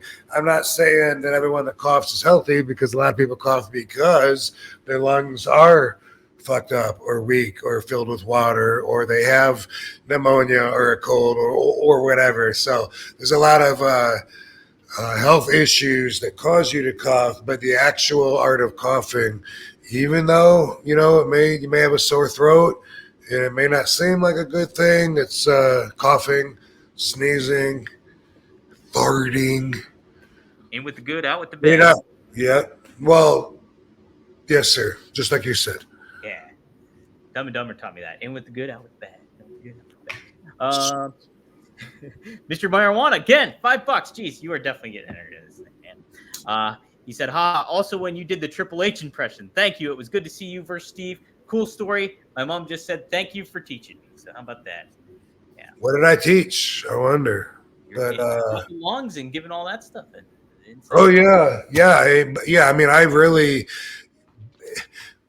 short of having evidence, I can only give my belief and my understanding based on all of my research and experience. But I hope to follow that up with evidence of at least one case, that being myself.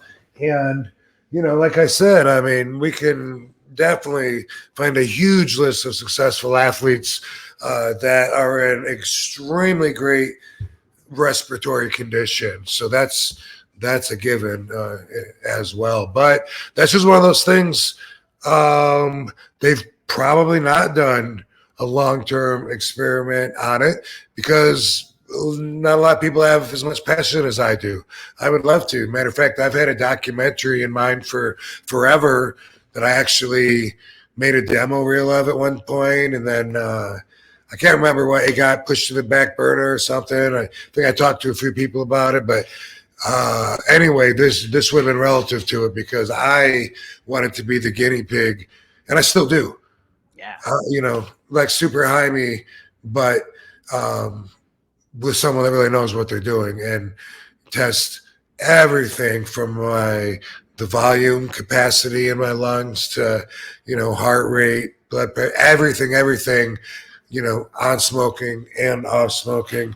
And then maybe on again or whatever, because you go through the changes. But anyway, say something else. I'm tired of hearing my tongue move. All right. I got another American-themed wrestler for you. Here we go. How about Mr. Hacksaw Jim Duggan? Hacksaw. Oh. Yeah. The randomness. I got one. The wild. Wait till you get the wild card, Rob. Man, I unfortunately don't have anything available to share. I love Jim and his wife. They're super cool. I see them quite a bit at conventions and stuff, and that's we're fellow lighter enthusiasts, you got a lighter, bro? Can I borrow yours? We both do that. He likes to. So anyway, always happy to see him again. Watched him when I was a kid, and I don't have any funny story. Nothing, but what's crazy, what I think of right now is I'm thinking we all remember hearing that Iron Sheik and Hacksaw Duggan got busted together, and they had marijuana on them, and they were in a rivalry, and that killed the kayfabe for a lot of us fans that were maybe in my era and a little younger. I don't know. I don't remember exactly what year that was, but I feel like that was in the heart of my fandom when I was watching these guys, WrestleMania 2, WrestleMania 3. I think it was like around then, I think. But these guys, were USA and America, hack through it. And so it was like, a real rival where we really believed in the characters. It was all about the characters back then. So that bust, when that got in the newspapers that they were riding together, for a lot of us, man, that confused us. It crushed us. And it changed how much faith and commitment we had in believing these angles anymore. And on top of that, weed. What? They're smoking marijuana and they're wrestlers. Oh my God! I hope they don't all smoke marijuana. Yeah. And then here RVD goes and does it this many years later, and then I was the world champion. Did I ever compare that before? I don't know. Hacksaw Jim Duggan, Iron Sheik getting pulled over, because I think they had more than just the weed, maybe coke. I don't know. Now I want to look it up and see exactly when it was and what the story was. But anyway. Fair comparison, I guess, me being the WWE wrestler and the character that I was, and that being so public, just like everyone finding out, just like Iron Sheik and Hacksaw Jim Duggan. What they did broke kayfabe. What I did just killed ECW. Well, I have the story here, Rob. Took place in 1987. Okay, thank you. So I'm only 16 years old. Wow. So this is according to Sportster, so it's like a listicle thing. But let me take it for what you will, guys. This is what it says.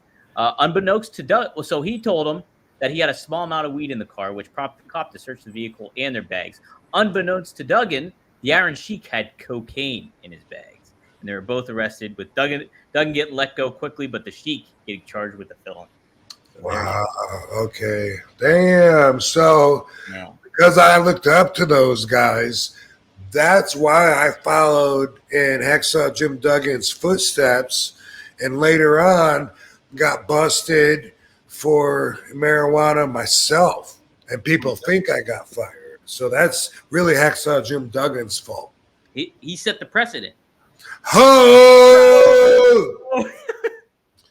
So thanks, Jim. We're gonna sound drop that, Rob. We're gonna sound like that one. That's what's gonna happen. Damn. The ho train. Yeah, that's right. We needed an amalgam T-shirt of those two. I know we do.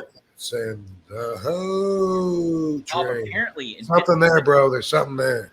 In Pittsburgh today, apparently at a 7-Eleven, some guy tried to hold up a store with a 2x4. Apparently, he came in there and did it. And Jim Duggan's supposed to be here, I think, this weekend or next weekend. I can't remember. But holy crap! He's setting precedent for a lot of stuff going on. Jim Duggan's all over the place. Jim, you can't get the RVD 7-Eleven Slurpee cup anymore at 7-Eleven. That was a long time ago. Now you got to get it at RVD's eBay store, I think. Ooh, probably. I might search for that, Rob. I might scoop it up. Steve Soleil, thanks for the $5. I spent all my 20s trying to get in wrestling and became a realtor at 30. So I'm very interested in the realtor movie. Oh, nice. Yeah, I'm sure. I bet he'll be able to relate to it. Yeah, that's fucking great. That's awesome. That is funny. We filmed that in Baltimore at that wrestling arena / school that I always, if I'm not wrong, isn't that MCW in Baltimore? Yes, you're right. Danny McDivitt is the. Yes. So what's the other one that they have TV and they're not MCW? Or are they? Is there two? Because it's like there's one that people talk about, and I always think they're talking about Baltimore, but they're talking about Music City or some shit, maybe. You're not thinking Al Snow's thing, OVW, right? No, sir. There's another Monster Factory. No, there's an MSW or MCW or something, or there was. I don't know if they're still running, but it's a televised thing. Yeah. MLW. Are you thinking MLW? Yeah, MLW. Yeah. Yeah, MLW. Them. That's what it is. I give them mixed up with MCW. Okay. Yeah, they're based out of technically New York, I think. Probably Major League Wrestling, right? Major MLW. League Wrestling. Exactly. I'm their social media guy. I should have knew that. That's cool. Yeah. Let's see. But anyway, that's just since Yeah. he chipped in. That's my addition to the realtor story. It was a lot of fun, and we filmed it there at that place. Baltimore's an interesting city. I kind of like it. It's the harbor's cool. I liked it. I was there for one of the AEW papers. Cool. Jimmy Seafood's really good too. Yes, we went there afterwards. Yeah, Jimmy Seafood's great. Mr. Marijuana again, $10. Whoa, bro! Dang. He says you're welcome. He's like making it rain on us. He is. He's definitely like partying down here. We're his bitches. That's it, man. Been following RVD since ECW. I follow your RVDology. It prepared me to look after my mom.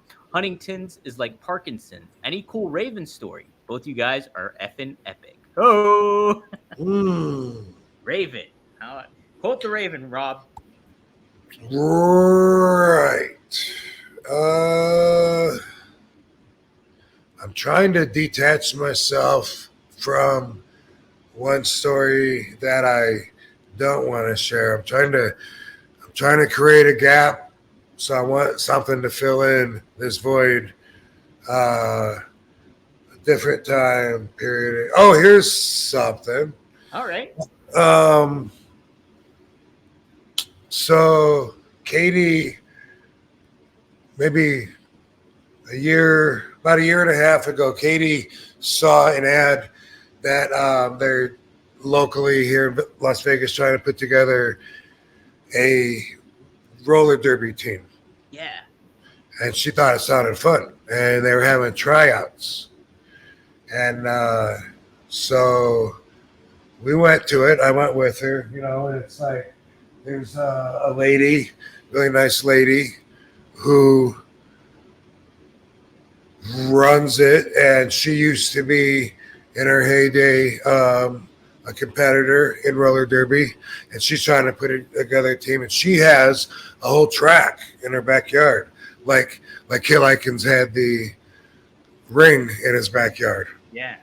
So Katie, she's in there, you know, learning how to skate or whatever, and I'm just checking out the backyard, whatever. Well, Katie has been going back there. She, you know, became part of the team. That's where she met Dee, as a matter of fact. Oh. Yes. And Lolly, it's not Lolly. I say Lolly, but it sounds like Lolly, but it's Ollie or Holly or Molly or Lolly Doodle all day. Let's go Lolly. I like Lolly. She had like I don't know, it was a Christmas party. I think it was something like that. And so, you know, I went over there after, you know, Katie and Dee and everyone knew each other a lot more and stuff. And when we were over there, I'm looking at pictures on her house, in her house, you know, like, whoa, that's you when she used to be young and hot, you know, like forever ago. And like, dude, look at you. And then I look over there and there's a picture of, you want to take a guess? Raven. Scotty Flamingo, right there with a pair of roller skates on. And he came to that lady's house right here in Vegas years ago when he thought he'd give roller derby a try. And so I took a picture of it on the wall and sent it to him. And of course, he was like, you know, where did you find that? You know, like he couldn't put it together, like where that would have happened until I told him. But that's a hell of a coinkydink. I'm in the lady's house over here, Dee's aunt's house, and there's a picture of a pre-Raven Johnny Polo era days of that dude. The hell is his real name? Does he have a real name? Scott Levy. Scott Levy, Yeah. Okay, yeah. Johnny Polo days it looked like, though. The Johnny Polo days. Yeah, this would have been early 90s at some point when he was there with the rollerblades on. But he said, yeah, he was considering doing it or whatever. And boom, there you go. There's your story. How about that? That's a good one. Roller Derby Raven. Wow. Yeah. Voodoo Vic, regular, $2. Thanks for you. He says, any books or videos you recommend for meditation? Meditation. I don't know any videos myself. And for meditation,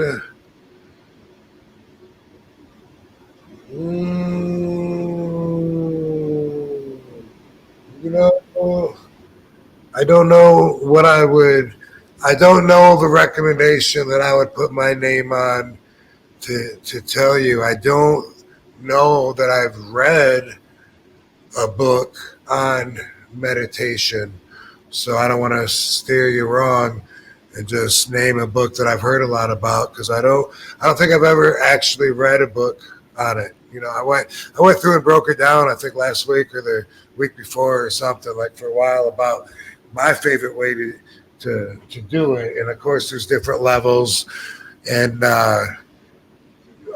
for me, the best is to try to achieve a feeling of temporary inner peace, where you're not thinking of anything, any details, not your ass hurting from the ground you're sitting on, and not that song that keeps going on in your head, and you've reached a point where you're not even worried about the sweat rolling down your body, so you feel like your body is almost a vessel, and you feel almost detached from it in a sense where you're not constricted to feeling physical restraints, but you feel more like you are floating or falling, like falling through nothingness. Maybe floating is a better way to describe it, where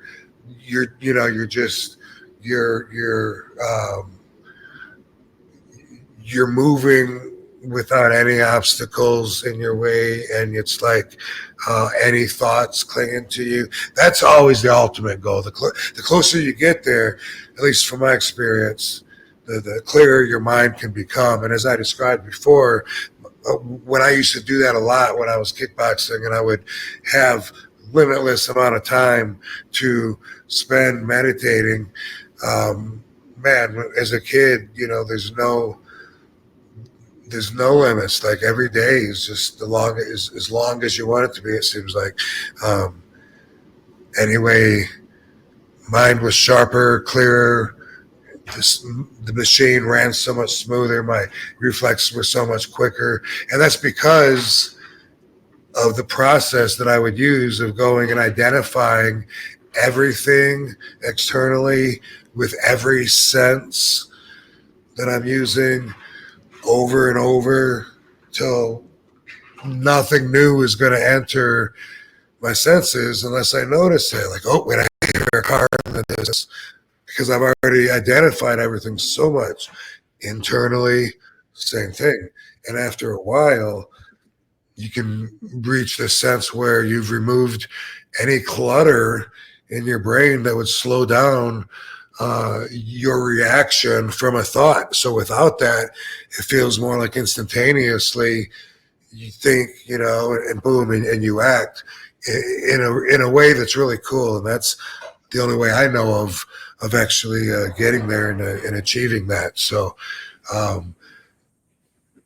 I can't recommend a book, but I can tell you to listen to what I just said, get comfortable, and if you have to be committed to not moving, eventually you won't want to move. And that's maybe I should put that in a book, but that's what I can tell you. That's good. Heck yeah. You talked about it a couple weeks ago, too, and you went in depth about the meditation process. And basically the same thing, yeah. So take a look at that episode, too, if you want a little bit more insight. Yeah. Now, for some people, it's just, putting on like a white noise or something and just closing your eyes and trying hard to not think about all the stuff that's racing in your brain. That's a form of meditation too, and that can be good for you. That's such a different level than going in way deep like I was just talking about. But, you kind of got to start somewhere. Absolutely. Mr. Marijuana, $10 again. Jeez, thanks, man. Talking the whole effing show. Yeah. Happy We got to start showing a little boob, I think. I know, right? That's it. We're going to be the other kind of live stream going on. Spend some dollars to hear these cool stories. Maddie mixed with Mr. Monday Night is my story behind Mr. Marijuana. Hey, how about that? RVD fan. Maddie mixed with Mr. Monday Night. Okay, cool. All right, I like it. Thanks for the cough advice, he says. All right, Rob, you ready for the wild card, the American wrestlers I have for you? I believe I am. All right. I don't know how good I did on. You did great on those ones. Okay. This one's going to be an interesting one. See if you got a story for this guy. How about Abraham Lincoln? Well, I didn't remember his title right. Well, that's the wrong song. Yeah. Damn, he had the spinner belt.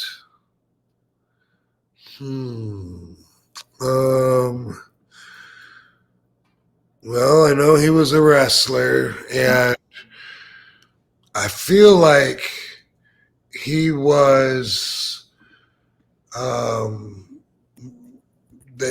what do they call it when you're part of it, but not the direct person committing the crime? You're accomplice? Yeah, I feel like he was that's a good one. I feel like he was an accomplice, possibly to vandalism of a cherry tree, maybe at one point. Or was that George Washington? He was. I think he chopped down a cherry tree. Was that George Washington? Maybe. But yeah, he was a wrestler. I can't remember. I don't know. Sorry, I'm handling business right here too for this week. Getting my flights for this weekend. I don't have yet.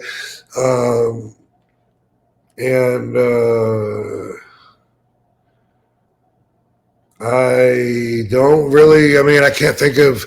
So, what would I say about Abraham Lincoln in my life? I think of him in a heroic way because he gets credit for wanting to end slavery back when a lot of people didn't want to end slavery. So, automatically I think of the Civil War. I think of the Emancipation Act and him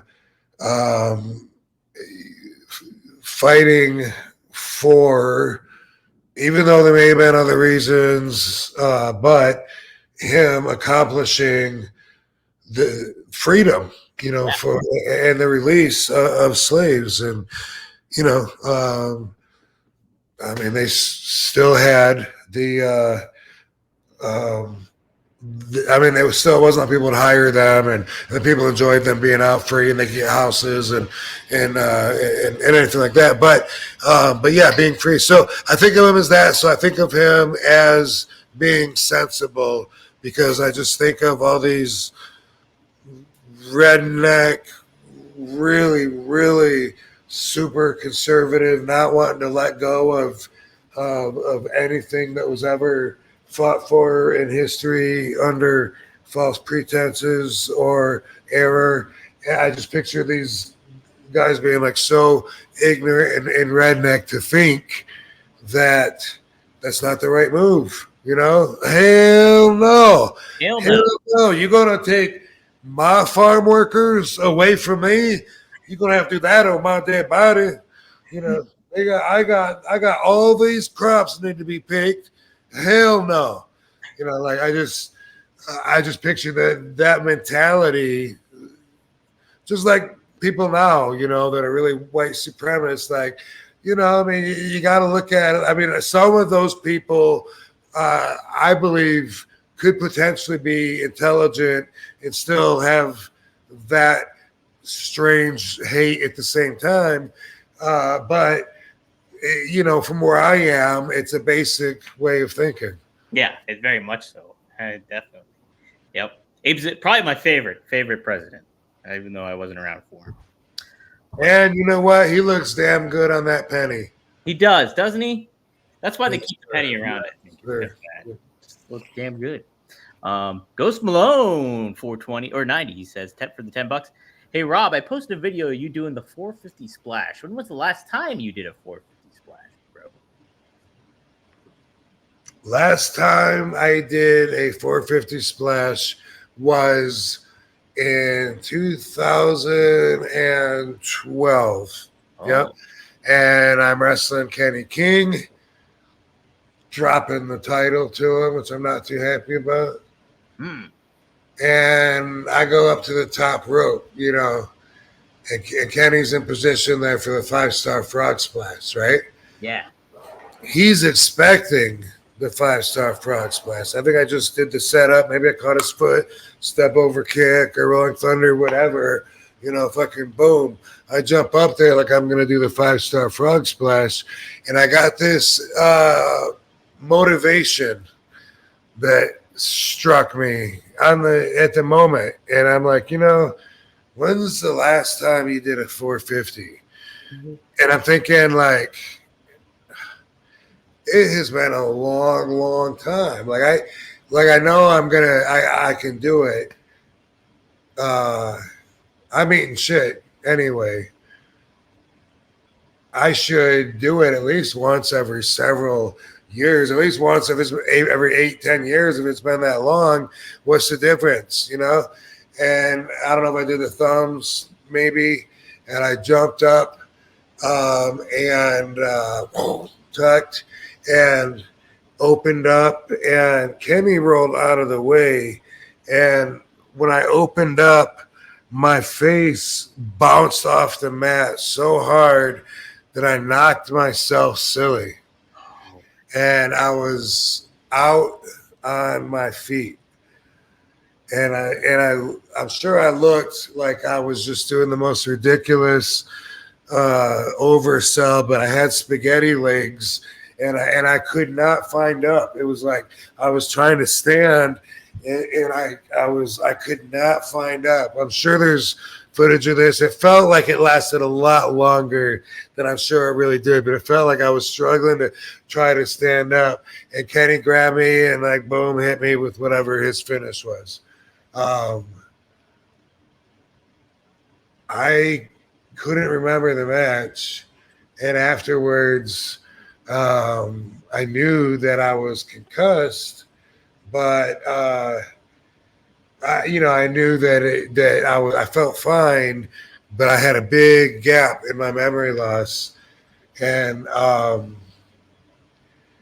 Dixie Carter comes up to me, and she says, "How are you feeling?" And I said, "Oh, I feel great." I said, "I feel fine, but I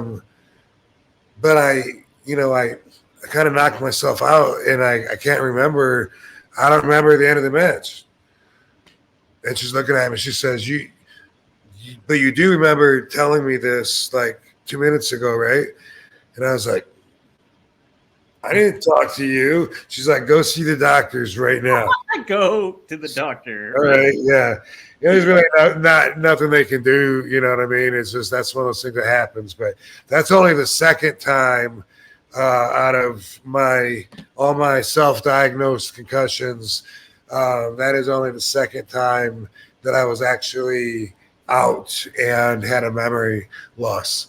In this one, I wasn't out like a corpse, like a dead body. I was actually out on my feet. Yeah. But that's the only second time that's ever happened. The other one, I wasn't even in the business yet.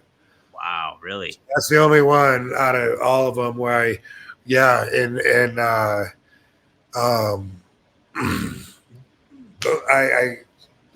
fuck, what was I going to say? I had that. Yeah, I guess what I was going to say was because I noticed, I said my self-diagnosed concussions, that one was diagnosed.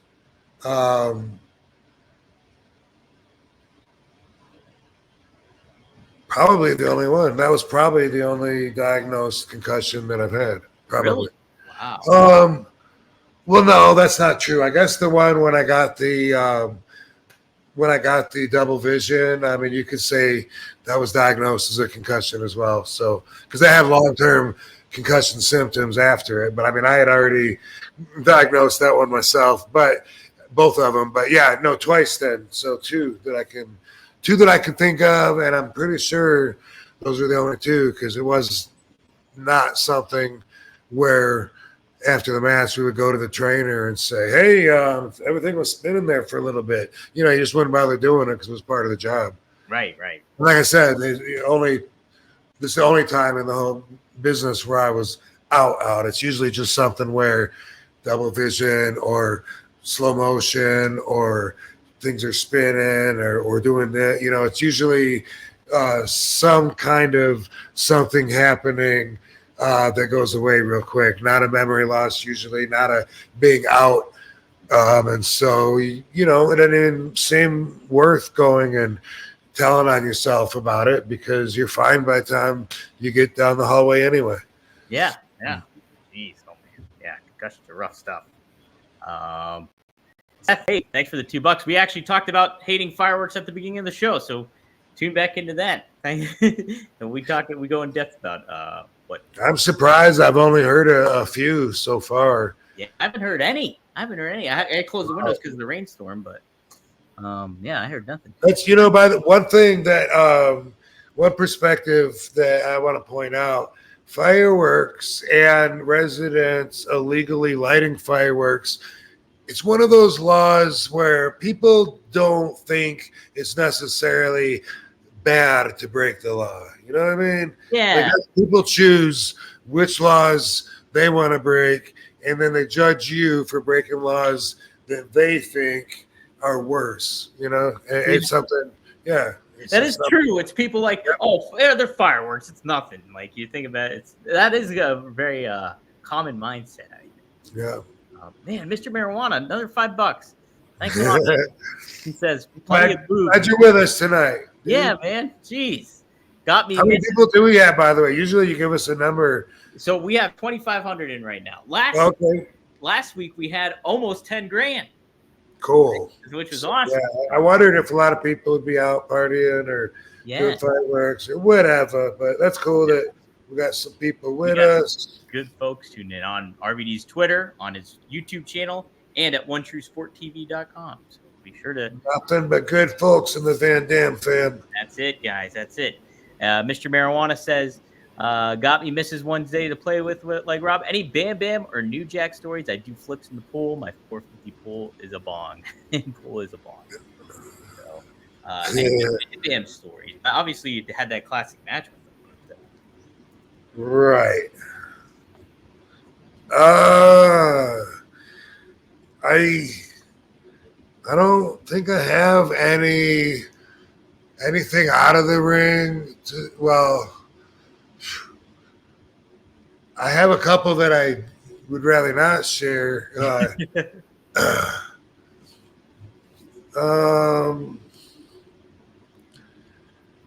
I really liked wrestling with Bam Bam. I liked that he was old school, and I liked that he would give receipts. If I was stiff with him, bam, he'd be stiff with me right back, and then we'd go back to work. And I love that. Not everybody could do that without getting their feelings hurt or without without it throwing them off their game or whatever. But that's like an old school way of doing it. It's tit for tat, and definitely not waiting and talking shit afterwards about a potato that happened in the ring. Just solve it right there, Bam. Oh, okay. Oh yeah. Bam. And I've always done that. A lot of guys, when we talk afterwards and laugh at it, they said, I knew it was coming. They expect it. That's our way of doing business. And I really liked that about Bam Bam. When I think that this was probably before my first live wrestling show that I went to as a fan. I'm not 100% sure on that, but I think so. Definitely really early. I was super excited to go to the Kellogg Center to watch wrestling. And I think this was going to be my first live show, which if it was, this was also when the seed was planted and I got the idea that I wanted to dedicate my life towards and become a professional wrestler. When I was at my house, my parents' house, ready to go, had my coat on. I don't remember who was giving us a ride. So I think somebody was picking us up. I think I was waiting, like checking the driveway, excited. Our little TV in the kitchen played this special on wrestling because wrestling was in town. So because of that, they had this wrestling piece, but it was from New Jersey, not Battle Creek, Michigan. Yeah. And it was at the Monster Factory. And it had this wrestling school. And I just thought that was so cool. And man, I'm just realizing now I ended up calling that wrestling school later and talking to Larry Sharp on the phone. But this hadn't happened yet. That's so crazy to think that. But it showed the wrestling school, showed these wrestlers training, and it showed their star student that they had that was going to be a big star. And he was this really big dude, but he's doing cartwheels. And he had his head all tattooed up. No one had ever seen that before. That was such a distinct look, having the fire tattooed on his head. And it really stood out. You're going to remember that guy. Like, whoa. I don't remember what they called him, but I'm watching him at the Monster Factory when he's about to break out and be a star. And I'm a kid about to go to my first live wrestling show, where I would then find out that I could be a wrestler if I love it so much. I should work out and I could be a wrestler. And then that would lead to me finding out about wrestling schools. And then when I'm either talking on the phone or corresponding to these different wrestling schools later in life, what I'm picturing is what I saw in the news that day, my local news. I'm picturing watching those guys work out in the ring, no matter who I'm talking to, across the country, across the world, in Canada, whatever. I'm talking to these different wrestling schools. All I know is what I have in my mind from watching that, and it was Bam Bam Bigelow in that school. Wow.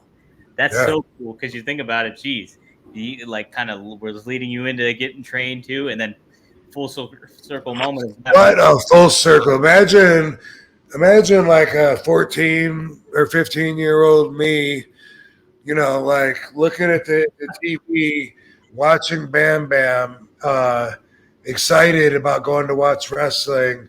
And then years later, we'd have that classic match where our moves would be viral and go down in the history, and always be remembered by the fans for breaking new ground.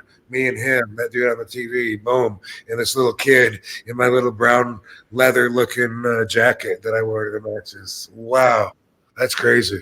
So crazy, man. I never could have, never fathomed I'm going to be in the ring with that motherfucker. No, that's so weird. No, stealing the fucking show, taking the sport to new heights. Fucking literally, physically, fucking boom, changing the industry in a way that fucking is more exciting, more fucking suited for me. That's what I'm gonna do. Me and you, brother. Heck yeah, that's fucking badass, man. Yeah. Ghost Malone. Small world. It's a small world, folks. Small world. All right, we'll wrap it up with this one. I think Ghost Malone for the $5. How was it preparing for the Elimination Chamber, and what was your reaction to first hearing about it? The Elimination Chamber. Well, I was excited. I believe I don't know if we were told in advance uh, what it was going to be about. You know what I mean? I don't think we were. But then I'm never the guy to get together with the office and say, "Hey, what kind of plans you got for me? What's next week look like?" That's not me. It never has been. It possibly limited me.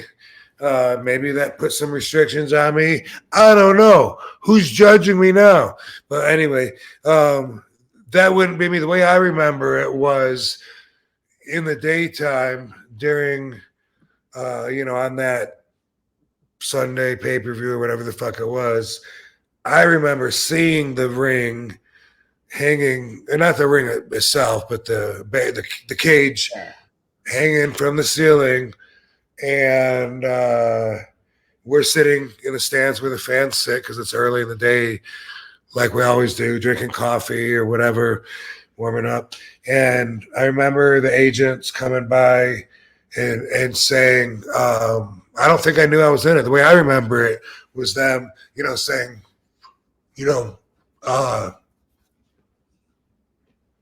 keep looking at it, and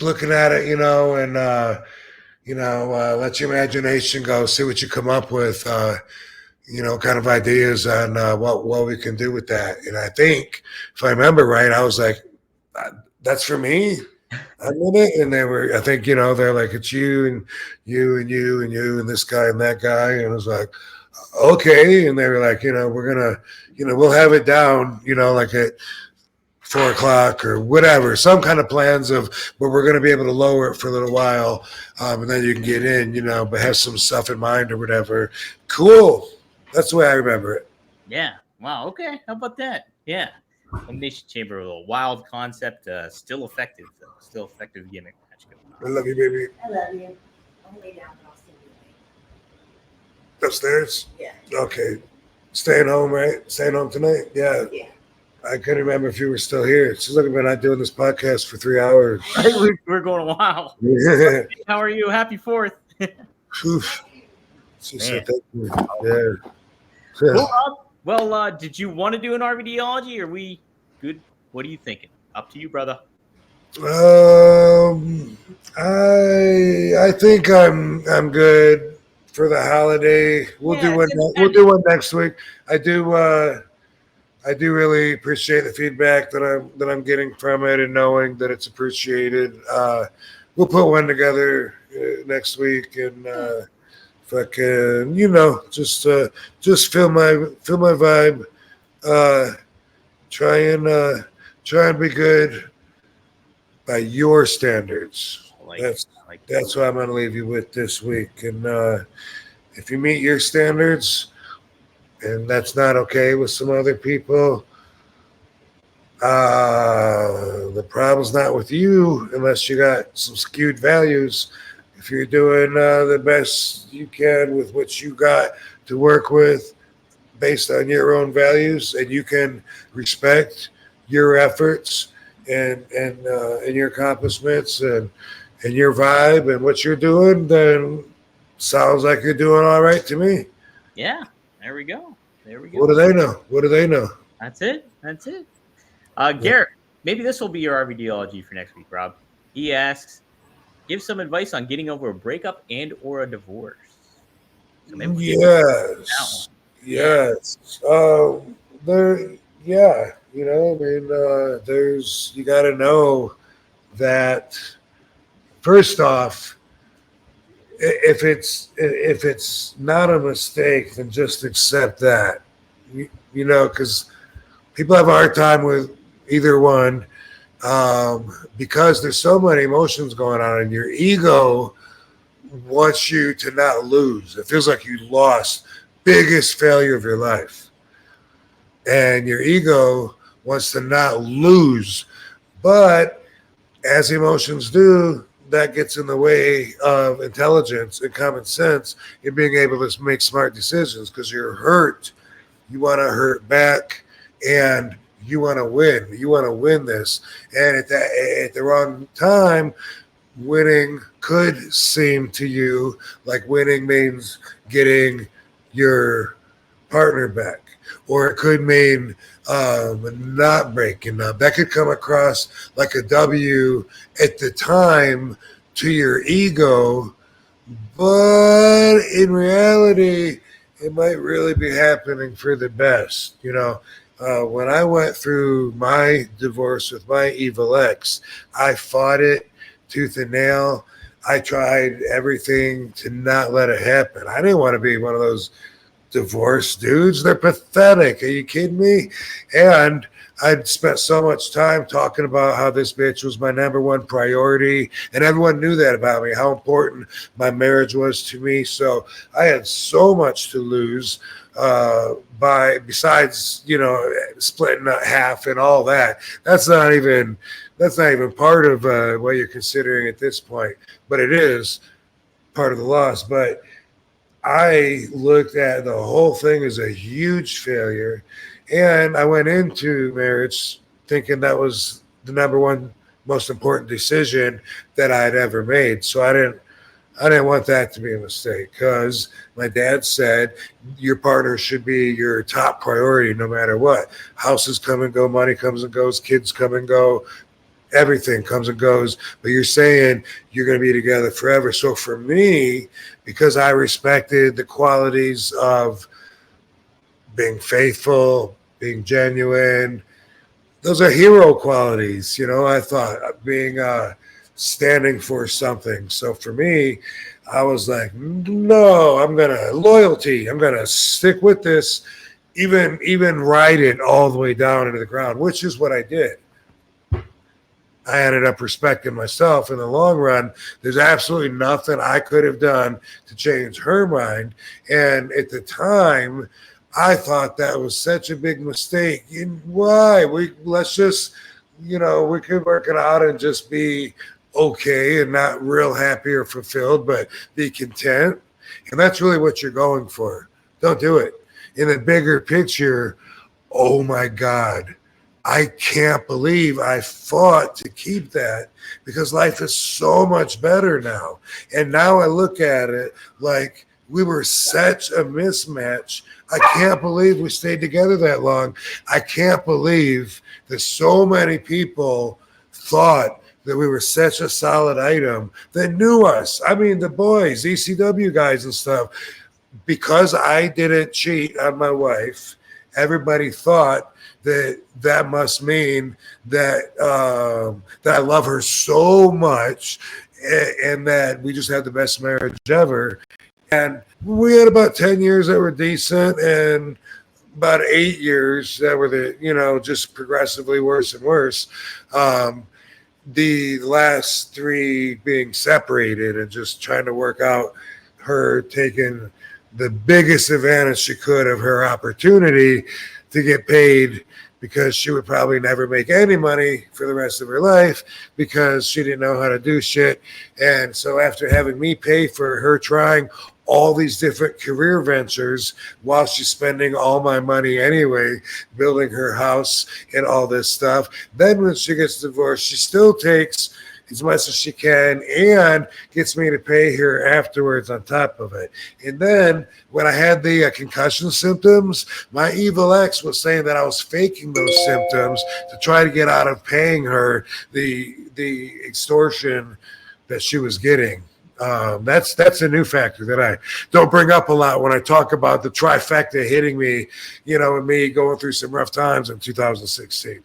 But looking back at it, holy crap, I'm so glad we're not together. Like, when I think about it, I couldn't really be myself ever. I was always uncomfortable, trying to do the right thing, walking on ice, trying to not say the wrong thing. And when you're a mismatch, it comes out in different things. And you don't realize it at the time. So you think that those things are really about what they're about, but they're not. So you go, oh my God, she's impossible. We fucking fight over how the forks are put in the fucking fork drawer. She's such a... It's not about that. Yeah. I didn't know that. Now I know it. Now I know. No wonder we fought about all these little things. We were such different people. It was so hard trying to work things together. And I'm so glad that she knew way before I did that we should end it. You know, I also think that the only reason we stayed together for so long was because she wasn't genuine like I was. I mean, I met her in a strip club. She started out with all the lies that a dancer normally gives you, and little by little, I found out some of those weren't true. You know, I mean, after being with a bitch for 2 years, you're like, wait, you didn't study ninjutsu in Japan? You know, but little by little, and then I find out like I really didn't know her at all, really, because she always kind of would, I think, tell me what she thought I wanted to hear, and then that's what kept it so long going and looking good. That and my schedule, because I was gone a lot. Otherwise, I'm sure it would have come to a smash a lot sooner. But I know that there's a much bigger picture, and you don't know that right now because you're only going by what you can see, and you can never see the whole bigger picture. You can always only see right now. That's all you can see. Mm-hmm. But there's so much more to it. So that's my advice with breakups and with divorce, which is the same thing. Unless you think it was a real big mistake, you know, and it never should have happened, because sometimes that does happen and couples get back together, you know, especially if they're new to each other, they might be on and off again. I don't know. I mean, really, it shouldn't be that much hard work. Mine was. And then I was always judged by how hard I wanted to work, because I was told that's what relationships are about, are really working hard and compromising. No, they're not. They're about being a good fit. The better fit you are, the less work it is, and the more honest and genuine you are about everything, about who you are, what you want, what you do. The more genuine you are about that, the more likely you are to find somebody that matches your vibe, and then you can enjoy life together being yourselves. Man, that's perfect, Rob. It really is, because it's like, you got to look at it. You don't see the big picture when you're in that environment. And when you break somebody, it's tough. You feel a whole bunch of emotions, from shame to, like, you know, regret, anger, all that stuff comes into play. So you can't get out of that. What I kind of learned going through a breakup is, like, focus on you at this time and period. Just make sure you're doing stuff to make yourself better. Not necessarily what they wanted from you, but what you want to do for yourself. And then on top of it too, you just got to don't be afraid to put yourself out there at certain points in time, but don't have any expectations either. Like, just, I like the impromptu RVDology. That's better. Yeah, how about that? That was pretty good, huh? Yeah. It was pretty good. So, what was I gonna say? As far as, you know, you said spend time on you, I would also broaden that to say it's a good time to work on your relationship with the universe. And that may sound crazy, but it's discovering your path, accepting it, being comfortable with it, controlling what you can, and accepting what you cannot. And all of that not only makes life easier, but it helps you maintain a higher frequency spiritual vibe. And while you're approaching the breakup, fighting, screaming, going through the hurting and the name calling and the accusations and lying and whatever, you're not vibing at a very positive frequency when you're going through that. So get through it. Have faith that your path continues. There's a much bigger picture. And be excited about what's waiting ahead for you. That's totally what I do, and that's totally what I would advise you to do. Great stuff, Rob. A+ stuff. Man, impromptu RVology is great too. Right off the bat. So, guys, great from the heart. Yep. Great from the heart, guys. Cool. That's it. That's my advice. if you like what you're seeing here, you can follow RVD at The Real RVD on all social media platforms. You can go to rvdtv.com, get the new episodes every Monday at 4:20 p.m. Eastern Standard Time. Also, if you want some RVD merch, new RVD merch, go up there to that QR code, and you can get the shirts, the tank tops, the hat that I got right here. OneTrueSport.com. You can also become a member at OneTrueSport.com. We got a lot of good members there. We got a good family here on a Van Dam Fam happening. So we appreciate everybody chiming in with super chats and just being interactive and stuff like that. This is such a fun show to do. I was telling Fonzie how blessed I am to do this with you, Rob. It's good stuff, brother. So, indeed it is. And before I see you next week, I will be in Montreal at the Comic-Con on July the 6th.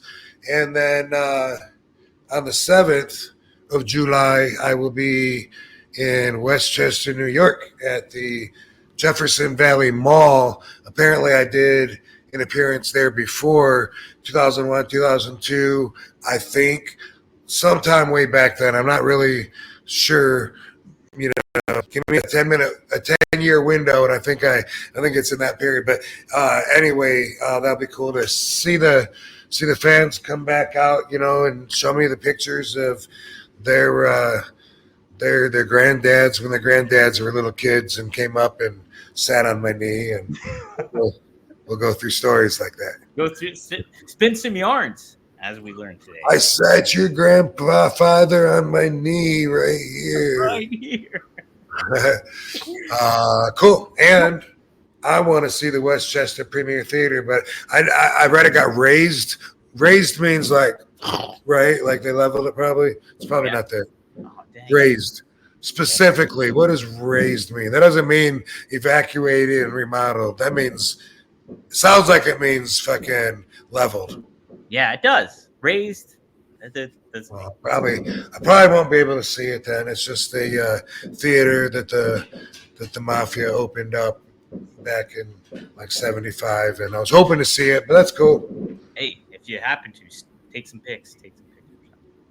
Get some documentation. Cool. All right, thanks. Thank you, Van Dam Fam. Thanks, Dominator. Yeah, thank you, Rob. Oh, it's always good stuff. We'll see you guys next time here, next week here on One of a Kind.